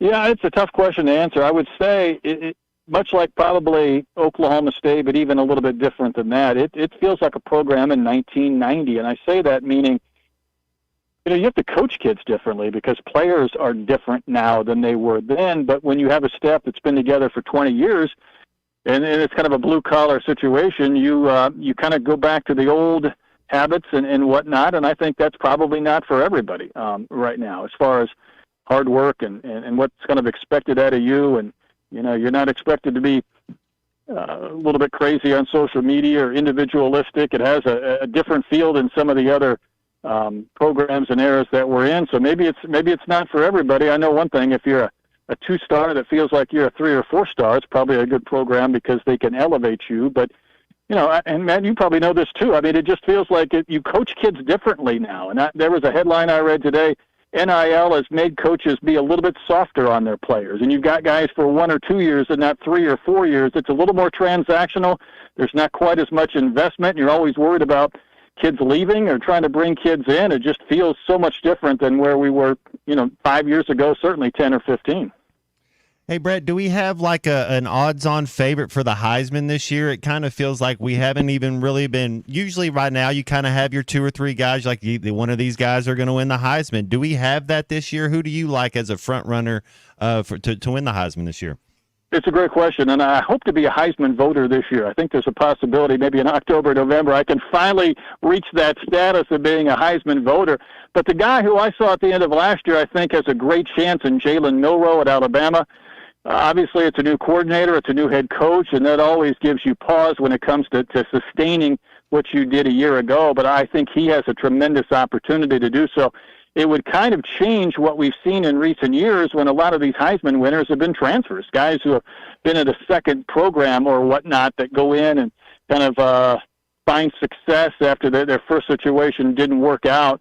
It has become a quarterback award lately, and I'm always curious, though, too, Matt, if we don't have 2 or 3 quarterbacks that kind of grab our attention by September, October, whether there's a possibility for an Ollie Gordon or somebody else who's a non-quarterback who might be able to sneak in that mix, or Quinshon Judkins, if he's having a big year at Ohio State, might he be one of the top 5 or 6? And some of the guys that we're thinking about in quarterbacks, Carson Beck will probably get some consideration because, again, he's going to be part of a really good team. But we don't have maybe, you're right, the returning guys that were close in years past this year. So it could be a wide-open race, at least out of the gates. Well, everybody I see on the BetSaracen app, all the way down until you get to Travis Hunter, has the same as are all quarterbacks. Like the first 22 players on the odds. Wow. For Heisman Trophy are, and this is on BetSaracen, so it's only Arkansas bettors. Are all quarterbacks. I guess that's 23 or 24 players, and then Travis Hunter's at plus 5,000. You know who's after him on these odds for the Heisman? Plus 6,000. KJ Jefferson. There we go. That would make him the 25th Who do they have 1 through 3, 1 through 4 on those odds? Probably Carson Beck. Who's the first 4? Number 1 is Dylan Gabriel from Oregon. Okay. Second is Carson Beck. Then it's Quinn Ewers, and then Jackson Dart. Gabriel plus 600, Beck plus 800, Ewers plus 1,000, Dart plus 1,300. Jalen Milroe is also at plus 1,300. I thought Milroe might get a look too. I think he's really talented. I just don't know what that offense will look like. Well, I think with Quinn Ewers, at least you know a lot about him coming into the year. It gives him a great chance. And Gabriel might kind of be the Career Achievement Award, kind of like a Ron Dane, because he has a chance, right, with an extra year to set the all-time NCAA passing yardage record. So what that looks like from an individual standpoint this year will probably be good, but his career numbers will be pretty impressive considering he's had more playing time than others. He's a little mobile, but he is the Sam Hartman of quarterbacks this year. I'm with you. The dude is uber talented, but I don't see him at the next level. I don't see him playing on Sundays just like what Sam Hartman did going from Wake Forest to Notre Dame, setting that record. Dylan Gabriel, could be right, yeah. He's going to be fun to watch, though. I'm so intrigued with Milroe, Brett. There's a new offensive coordinator coming in, and we saw what happened last year with Alabama. How Milroe's not a sit in the pocket and throw it to guys. You kind of got to be unconventional or a little bit old school with Milroe. It's going to be interesting to see how he adapts that offense. No, you're right. And back to Gabriel, he is a little guy. That's the first thing that struck me when I was on the field last year at Bedlam. He does not fit the profile of some of those guys like Milroe. One thing, he's athletic, he's strong, he can run, he can throw. So he's kind of a dynamic athlete. And from an athletic standpoint, it's a light year situation between Gabriel and Milroe. Boy, I didn't even realize how close Gabriel is to setting the record. He's 4,352 yards away from Case Keenum's record. And you look at the record for passing yards, and Brett, I know you got to go in a moment here, so we'll let you go here soon. Out of the top 28 careers in terms of quarterback passing yards, all but one of them played in the 2000s. All but one of them were at least in the last 24 years. The one guy who is not from the 2000s up until now is Ty Detmer, who set the record in BYU. 91. That's right. 1991 is the only quarterback. Ty Detmer, numbers 1 through 28 in terms of career passing yards. Man, the sport has changed, and you got more games too, so that's also part of it. Yeah, it doesn't hurt, right? More games equals more yardage and more opportunities, I suppose. All right, Brett, I know you got to go. Thanks for making time for us today. Appreciate you. Always, guys. Take care. Brett Dolan gives us some of his time on Thursday here on Halftime. Hey, you might want to give Fish City Grill some of your time because they've got great specials throughout the month of August and just about a little more than a week to enjoy them. Beer battered cod tacos comes with slaw, chili tartar, pickled jalapeno, cilantro, and sweet potato fries. Ask about the herb crusted Alaskan halibut. Comes with cherry tomato relish and lemon basil rice. Beautiful night to be outside on the patio at Fish City Grill. They're at South Bellevue Road in Rogers. Call them for your Fish City Grill favorites for curbside pickup or delivery at 479-636-8833, fishcitygrill.com. We're in the home stretch of halftime. We're back right after this.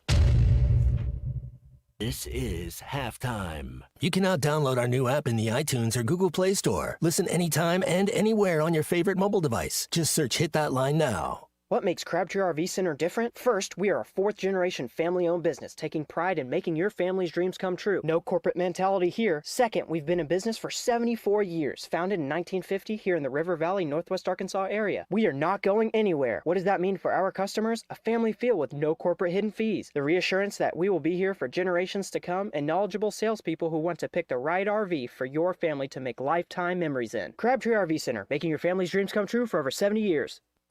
We expect our information in real time. US Med carries continuous glucose monitors, which provide real-time readings of blood glucose levels. US Med is an approved provider for Medicare and over 500 private insurers. So call 888-665-0696 today for a free insurance and Medicare benefits check as easy as... That's 888-665-0696. You're listening to Halftime Live from the Crabtree RV Center studios. Crabtree RV Center, where RVing is life.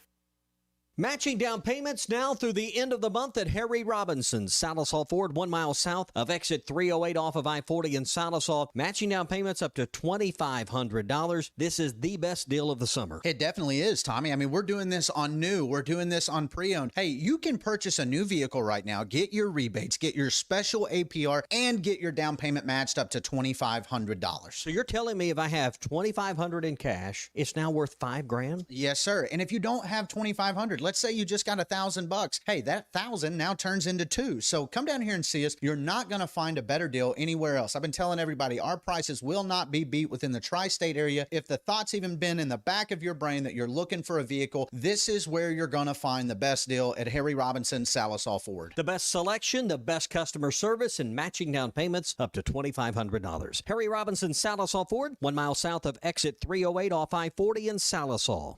Are you interested in saving money on your heating bills and upgrading your home's energy efficiency? Now's the time. Installing or upgrading to natural gas allows you to take advantage of high-efficiency appliances that save energy and money. From furnaces to water heaters to gas dryers and fireplaces, there's a natural gas option to fit your home and your budget. What's not to love about that? Don't wait. Call AOG today at 800-842-5690 or visit AOGC.com to learn more. AOG, energy for life. You will never find a boring old burger at Art's Barbecue and Burgers in Fort Smith. Try the Wild West Burger, topped with a hot link, jalapenos, and Art's hot sauce. The Brisket Burger, with tender brisket and caramelized onions on top of their hand-patted burger. Or the famous Art Attack, with house bacon, smoked ham, an onion ring, and a fried egg. There are 10 different burgers to choose from, and they're all $1 off every Saturday. Art's Barbecue Burgers and more. Rogers Avenue, next to Buddy's in Fort Smith. Remodeling your bathroom? Don't let your imagination be limited by out-of-the-box shower doors or tub enclosures. Arkansas Glass and Mirror is your local source for all things glass, including plexiglass, mirrors, and shower doors since 1964. Arkansas Glass and Mirror has more selections, better prices, and the experience to help you build the shower of your dreams. They also have the only showroom in the area to help you create those dreams. Professional installation and professional service. Only at Arkansas Glass and Mirror, 1316 South Z Road, Fort Smith, or online at arkansasglassandmirror.com. The tires on your vehicle go round and round, but when they don't, go to Van Alma Tire. They have tires in their name. That's their specialty. Van Alma Tire is all about tires. They have all the name brands and private labels available for you and in stock. So when it comes to getting tires for your ride, it's worth the drive. And financing is available. Ask for details. Whatever your tire need, check out Van Alma Tires on Highway 64 between Van Buren and Alma. Ready to get you rolling on new tires at Van Alma Tire. Your home for every Razorback football, basketball, and baseball game. ESPN 95.3.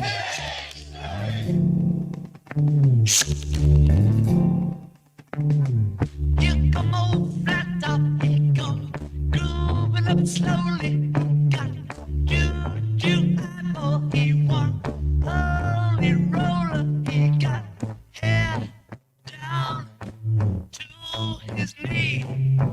Got to be a joker, he just do what he please.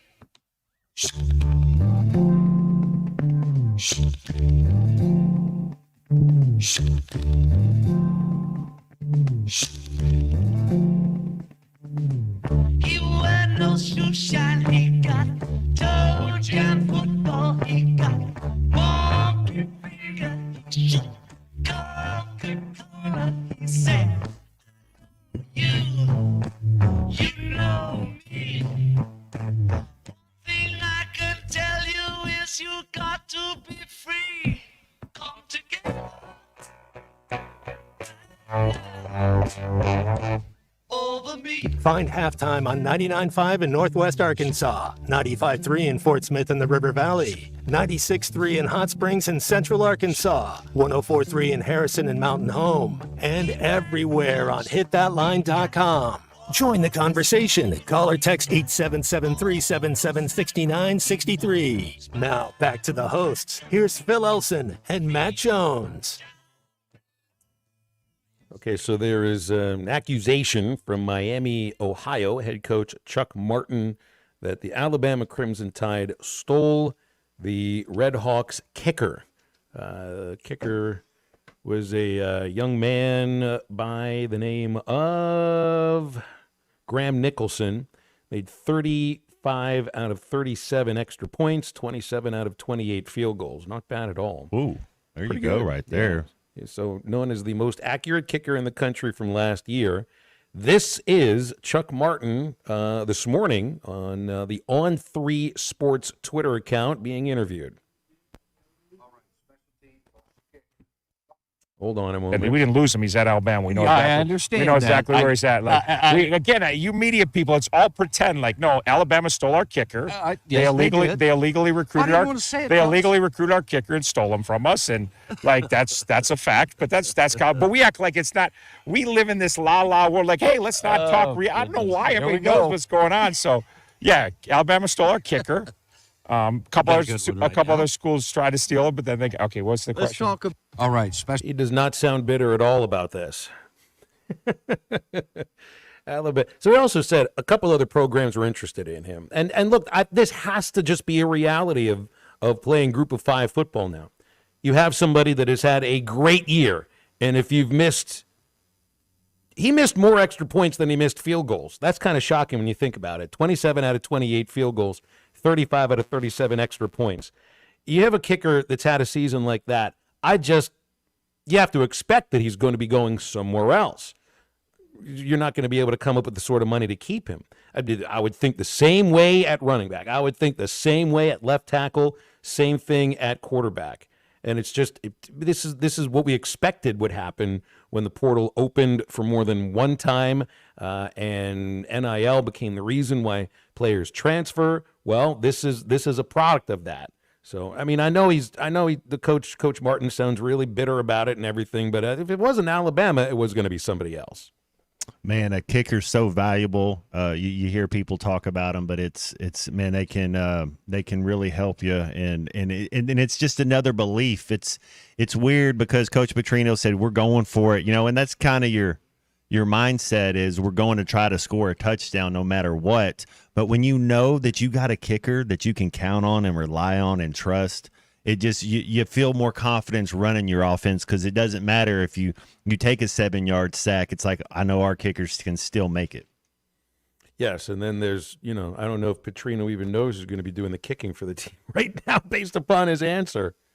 I don't watch the kicker. I quit watching kickers after last year's experience. I don't watch him at all. Not in practice, not nothing. I don't watch. I ask him, did he make it? And they say yes or no, and that's all I know about kicking the ball. Yeah, I guess maybe that's all you need to know. Do I trust this guy or not? There'll be soccer coaches over there in England, and they'll be you'll have a penalty kick, and you'll see the coach turn around looking at his team, and it's like you can hear the sound of the crowd. He's like, I can't watch, and they might not be superstitious, but I think these coaches are a little stitious. That means they're more superstitious than anybody else. Mm-hmm. I mean, I understand a head coach who has spent money, resources, and time developing somebody does not want to lose that player to a bigger school with more resources. I mean, that's what, and it's a different thing because when John Calipari is talking about these things, well, he's got more resources than just about anybody else in the sport. But he was talking about, I don't want to develop players and then they end up going to play for somebody else. But if you take a job as a group of 5 head coach, you just are going to have to expect. You're going to have to expect that your team is going to be rated on an annual basis. And it's not just your team. It's your assistant coaches too. They're all looking for better jobs, more money, and it's not going to have as good of a program as Miami of Ohio is, the cradle of coaches.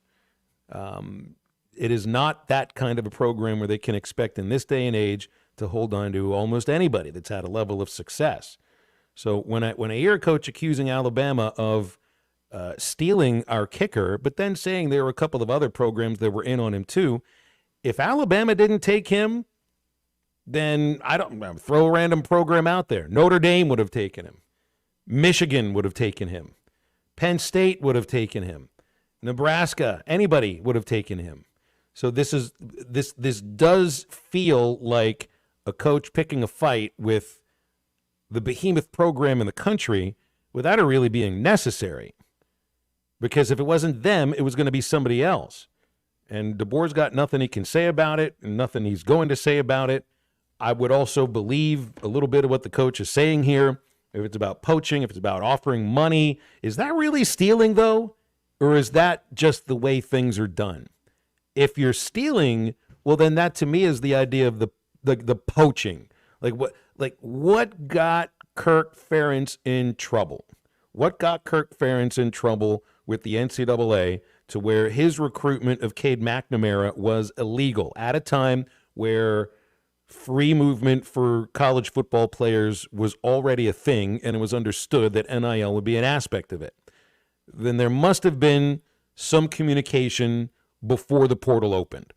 I mean, you already have experience with that with Iowa because of the situation with Caden Proctor.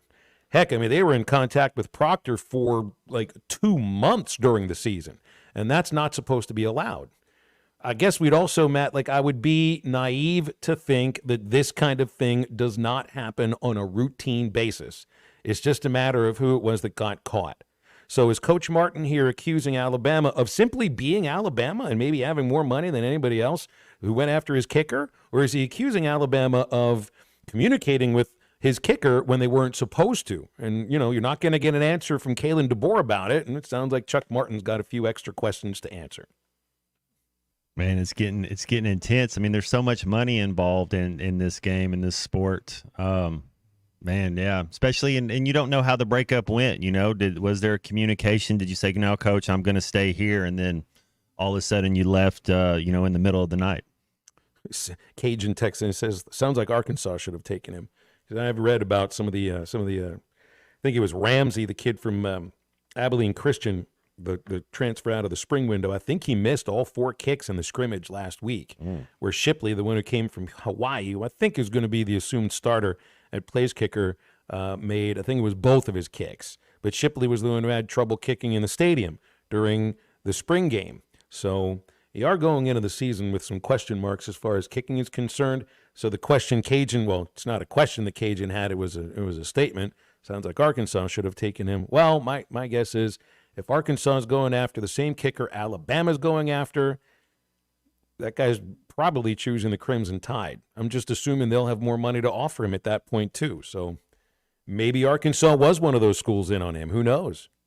Well, could have thought that. Didn't Alabama just lose their kicker that set the all-time scoring record for the Alabama Crimson Tide? They had a kicker there that was there for a while. So it's kind of, and you know, Miami of Ohio to Alabama, isn't that what you're trying to do? Is trying to, you can't fault the kid. You know, it's like the kid wants to go play against the best. And the truth of the matter is, if you're at Miami of Ohio and you're a kicker, you can still make it to the NFL. You don't have to go to Alabama, but there's more pressure. There's a chance to win a national title. I know there's not a lot of people saying Alabama's going to win a national title this year, but you wouldn't be surprised if Alabama won a national title this year. I mean, you got the number one, who's the Heisman, one of the Heisman front runners in Jalen Milroe, and all the talent they have. I mean, you wouldn't be surprised. The kicker you brought up there was Will Reichard, and Reichard was the all-time NCAA FBS scoring leader. And, you know, when he was kicking there and he got Tua Tagovailoa and Jalen Hurts running the offense, they get some opportunities to kick a few extra points. And he kicked 295 extra points in his career against 84 fit. That's a lot of extra points. That's a lot of them. And he missed 2 of them for in his entire career. And yet this kicker that Chuck Martin is fighting over missed 2 extra points last season and 1 field goal. And it's got to be odd. That feels like a statistical anomaly. Well, missing more extra points than field goals in 1 year. You don't know if it was a botched snap or if it was blocked. We don't know if it was the kicker's fault. Halftime brought to you by Wood Power Sports. When you're looking for your next side-by-side, motorcycle, ATV, or zero-turn mower, make sure you don't look any farther than your local Wood Power Sports store. That's the place to start. Locations in Harrison, Springdale, and Fayetteville. All the brands you're thinking of. CF Moto, Suzuki, Kawasaki, just to name a few. 3 convenient locations providing outstanding service and parts capabilities. They even offer deliveries at Wood Power Sports. You can get a look at their inventory at woodpowersports.com. Wood Power Sports is a name you can trust. Close up shop in a moment, 877-377-6963. Halftime back after this. This is Halftime. The Wave Rural Connect Shoal Creek Zone is open. Fast fiber internet. This video is powered by the pros at Pascal Air Plumbing and Electric. Arkansas owned, Arkansas operated. GoPascal.com. Thanks for watching us here on ESPN Arkansas. Download the brand new Hit That Line Now app in the Apple and Google Play stores. ESPN Arkansas, more than just radio stations. Tommy Kraft here. When it came time for new gates and some fence repairs at my home, the Fence Man was my first call. The Fence Man does it all, from large commercial jobs to small residential repairs. Wood privacy fence, vinyl fence, commercial or residential chain link, even custom wrought iron fencing. 479-782-3936. 18 months, same as cash financing with approved credit is now available. If it involves fencing, the Fence Man does it. The Fence Man. He ain't afraid of no work. 479-782-3936. A dandy white perch. Big old slab. C'est bon, sacalé. One beautiful crappie. It's a paper mouth. Some serious crappie. Nice speck. We got crappie. They might go by different names, but all prefer the same thing.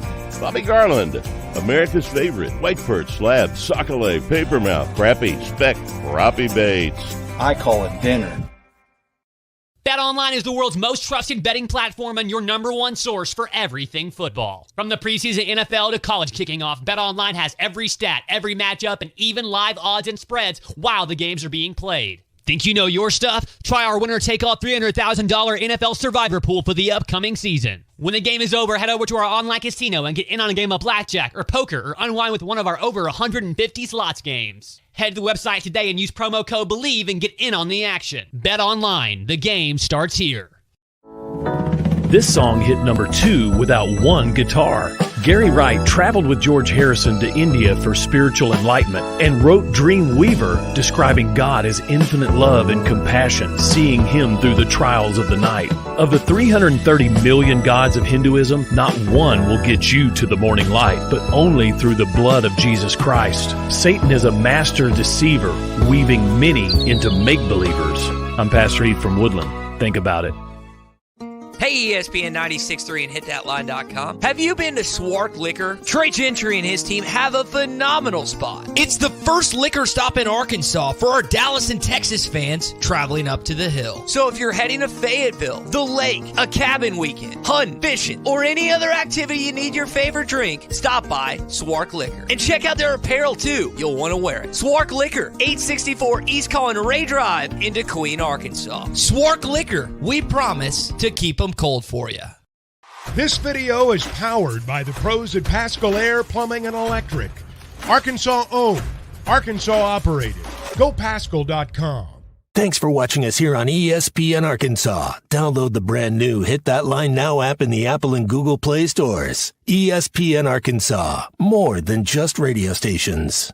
Tommy Kraft here. When it came time for new gates and some fence repairs at my home, the Fence Man was my first call. The Fence Man does it all, from large commercial jobs to small residential repairs. Wood privacy fence, vinyl fence, commercial or residential chain link, even custom wrought iron fencing. 479-782-3936. 18 months, same as cash financing with approved credit is now available. If it involves fencing, the Fence Man does it. The Fence Man. He ain't afraid of no work. 479-782-3936. It's a dandy white perch.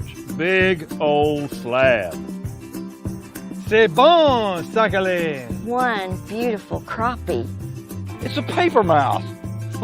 Some serious crappie. Nice speck. We got trophies. They might go by different names, but all prefer the same thing.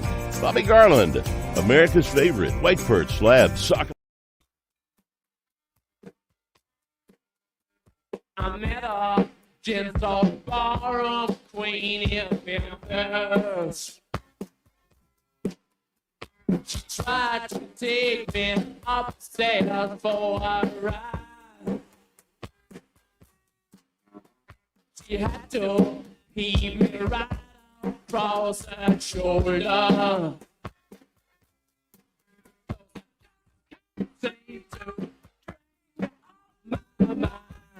Welcome back into Halftime Live from the Crabtree RV Studios. Crabtree RV Center in Alma, where we make your dreams come true.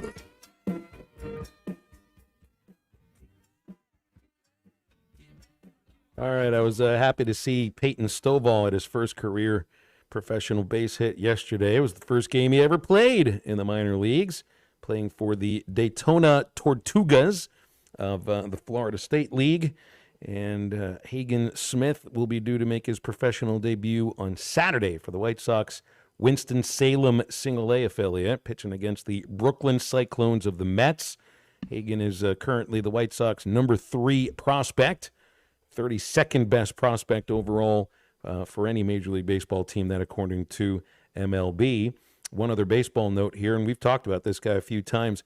Joey Votto retired yesterday, and I think he retired from the Blue Jays AAA parking lot because he had signed with Toronto, the team he grew up rooting for during his childhood, hoping to make a comeback and get to the big leagues with the Blue Jays after the Reds did not sign him after last year, after the end of his 10-year deal. Never got there. He had an ankle injury that cost him quite a while, and he didn't feel he was the same player or anything close to it. So I saw his tweet. He said it came from an Uber. The Uber driver asked him if he's a ball player, and he said, not anymore. That was how he announced his retirement over Twitter, which is a good way to do it, too. And who says there's no crying in baseball? Borderline is, but what do you? He's in. He's in. I think he should be. Yeah. Yeah. 17-year career with an on-base percentage at .409, career OPS 920. I think he's in. He's got the Hall of Fame. You know, never played in a World Series. I don't think he ever played in a championship series. But I would say for about, you'd probably say like 11 or 12 years there, Joey Votto was one of the most feared hitters in the game and was one of the masters at getting on base. He led the National League on base percentage 7 times. Wow. So I think he is a Hall of Famer. And he will be eligible for the Hall of Fame the same year that Adam Wainwright will have his opportunity to get on the ballot for the first time, Zach Greinke, and Miguel Cabrera. Miggy. So Cabrera's first ballot. 100%. 100%. Got to be a first ballot Hall of Famer. I wonder about Greinke. I don't know about first ballot. I think he's a Hall of Famer. I just don't know about first ballot. Wainwright, I think it's going to take some time for him to get in. Votto will be in, though. I'm pretty sure he'll get in. And I do like the idea. So you know what he did after he retired? Was he took the Uber to the Blue Jays game in Toronto, and traffic was the reason he was there late. He just wanted to go into the clubhouse and see the guys that he had hoped to play with and the team that he grew up rooting for but fell just short of ever playing a game for that big league team. Played his entire career with the Reds, and the wild thing is there just aren't a lot of guys who play their entire career with one team now, and he's one of them. He will certainly be on the Hall of Fame. And I guess that's halftime for this Thursday. We're less than a week away from kickoff, and we ran the gamut today. We had good conversations. We had we didn't have Bob Holt on. Bob's going to be with us tomorrow instead. We did have Brett Dolan. A lot of college football talk with him, and a really interesting conversation during the second hour. And I'm sure we'll have some of it on the Eastside Liquor Halftime podcast about coaches who curse. It was a topic brought up by one of our listeners, and I thought we had a pretty good conversation about it. And as always, the music was 11 out of 11. I like it. I like it when you lied to me. We got one more day this week. It's Friday tomorrow. The weekend started already. Golden hour. But you're right, Phil. Football is in the air. It's here. You can tell the excitement. And let's do it again tomorrow. Why not? Schedule it again. 11 o'clock in the morning. We'll see you then. Ruskin and Zach are standing by. They'll take you up until 6 o'clock, and we're back with you tomorrow for another award-winning edition of Halftime. For Matt Jones, for Christian Johnston, I'm Phil. Thanks for tuning in. That's Halftime now. Get up, get out, and get better.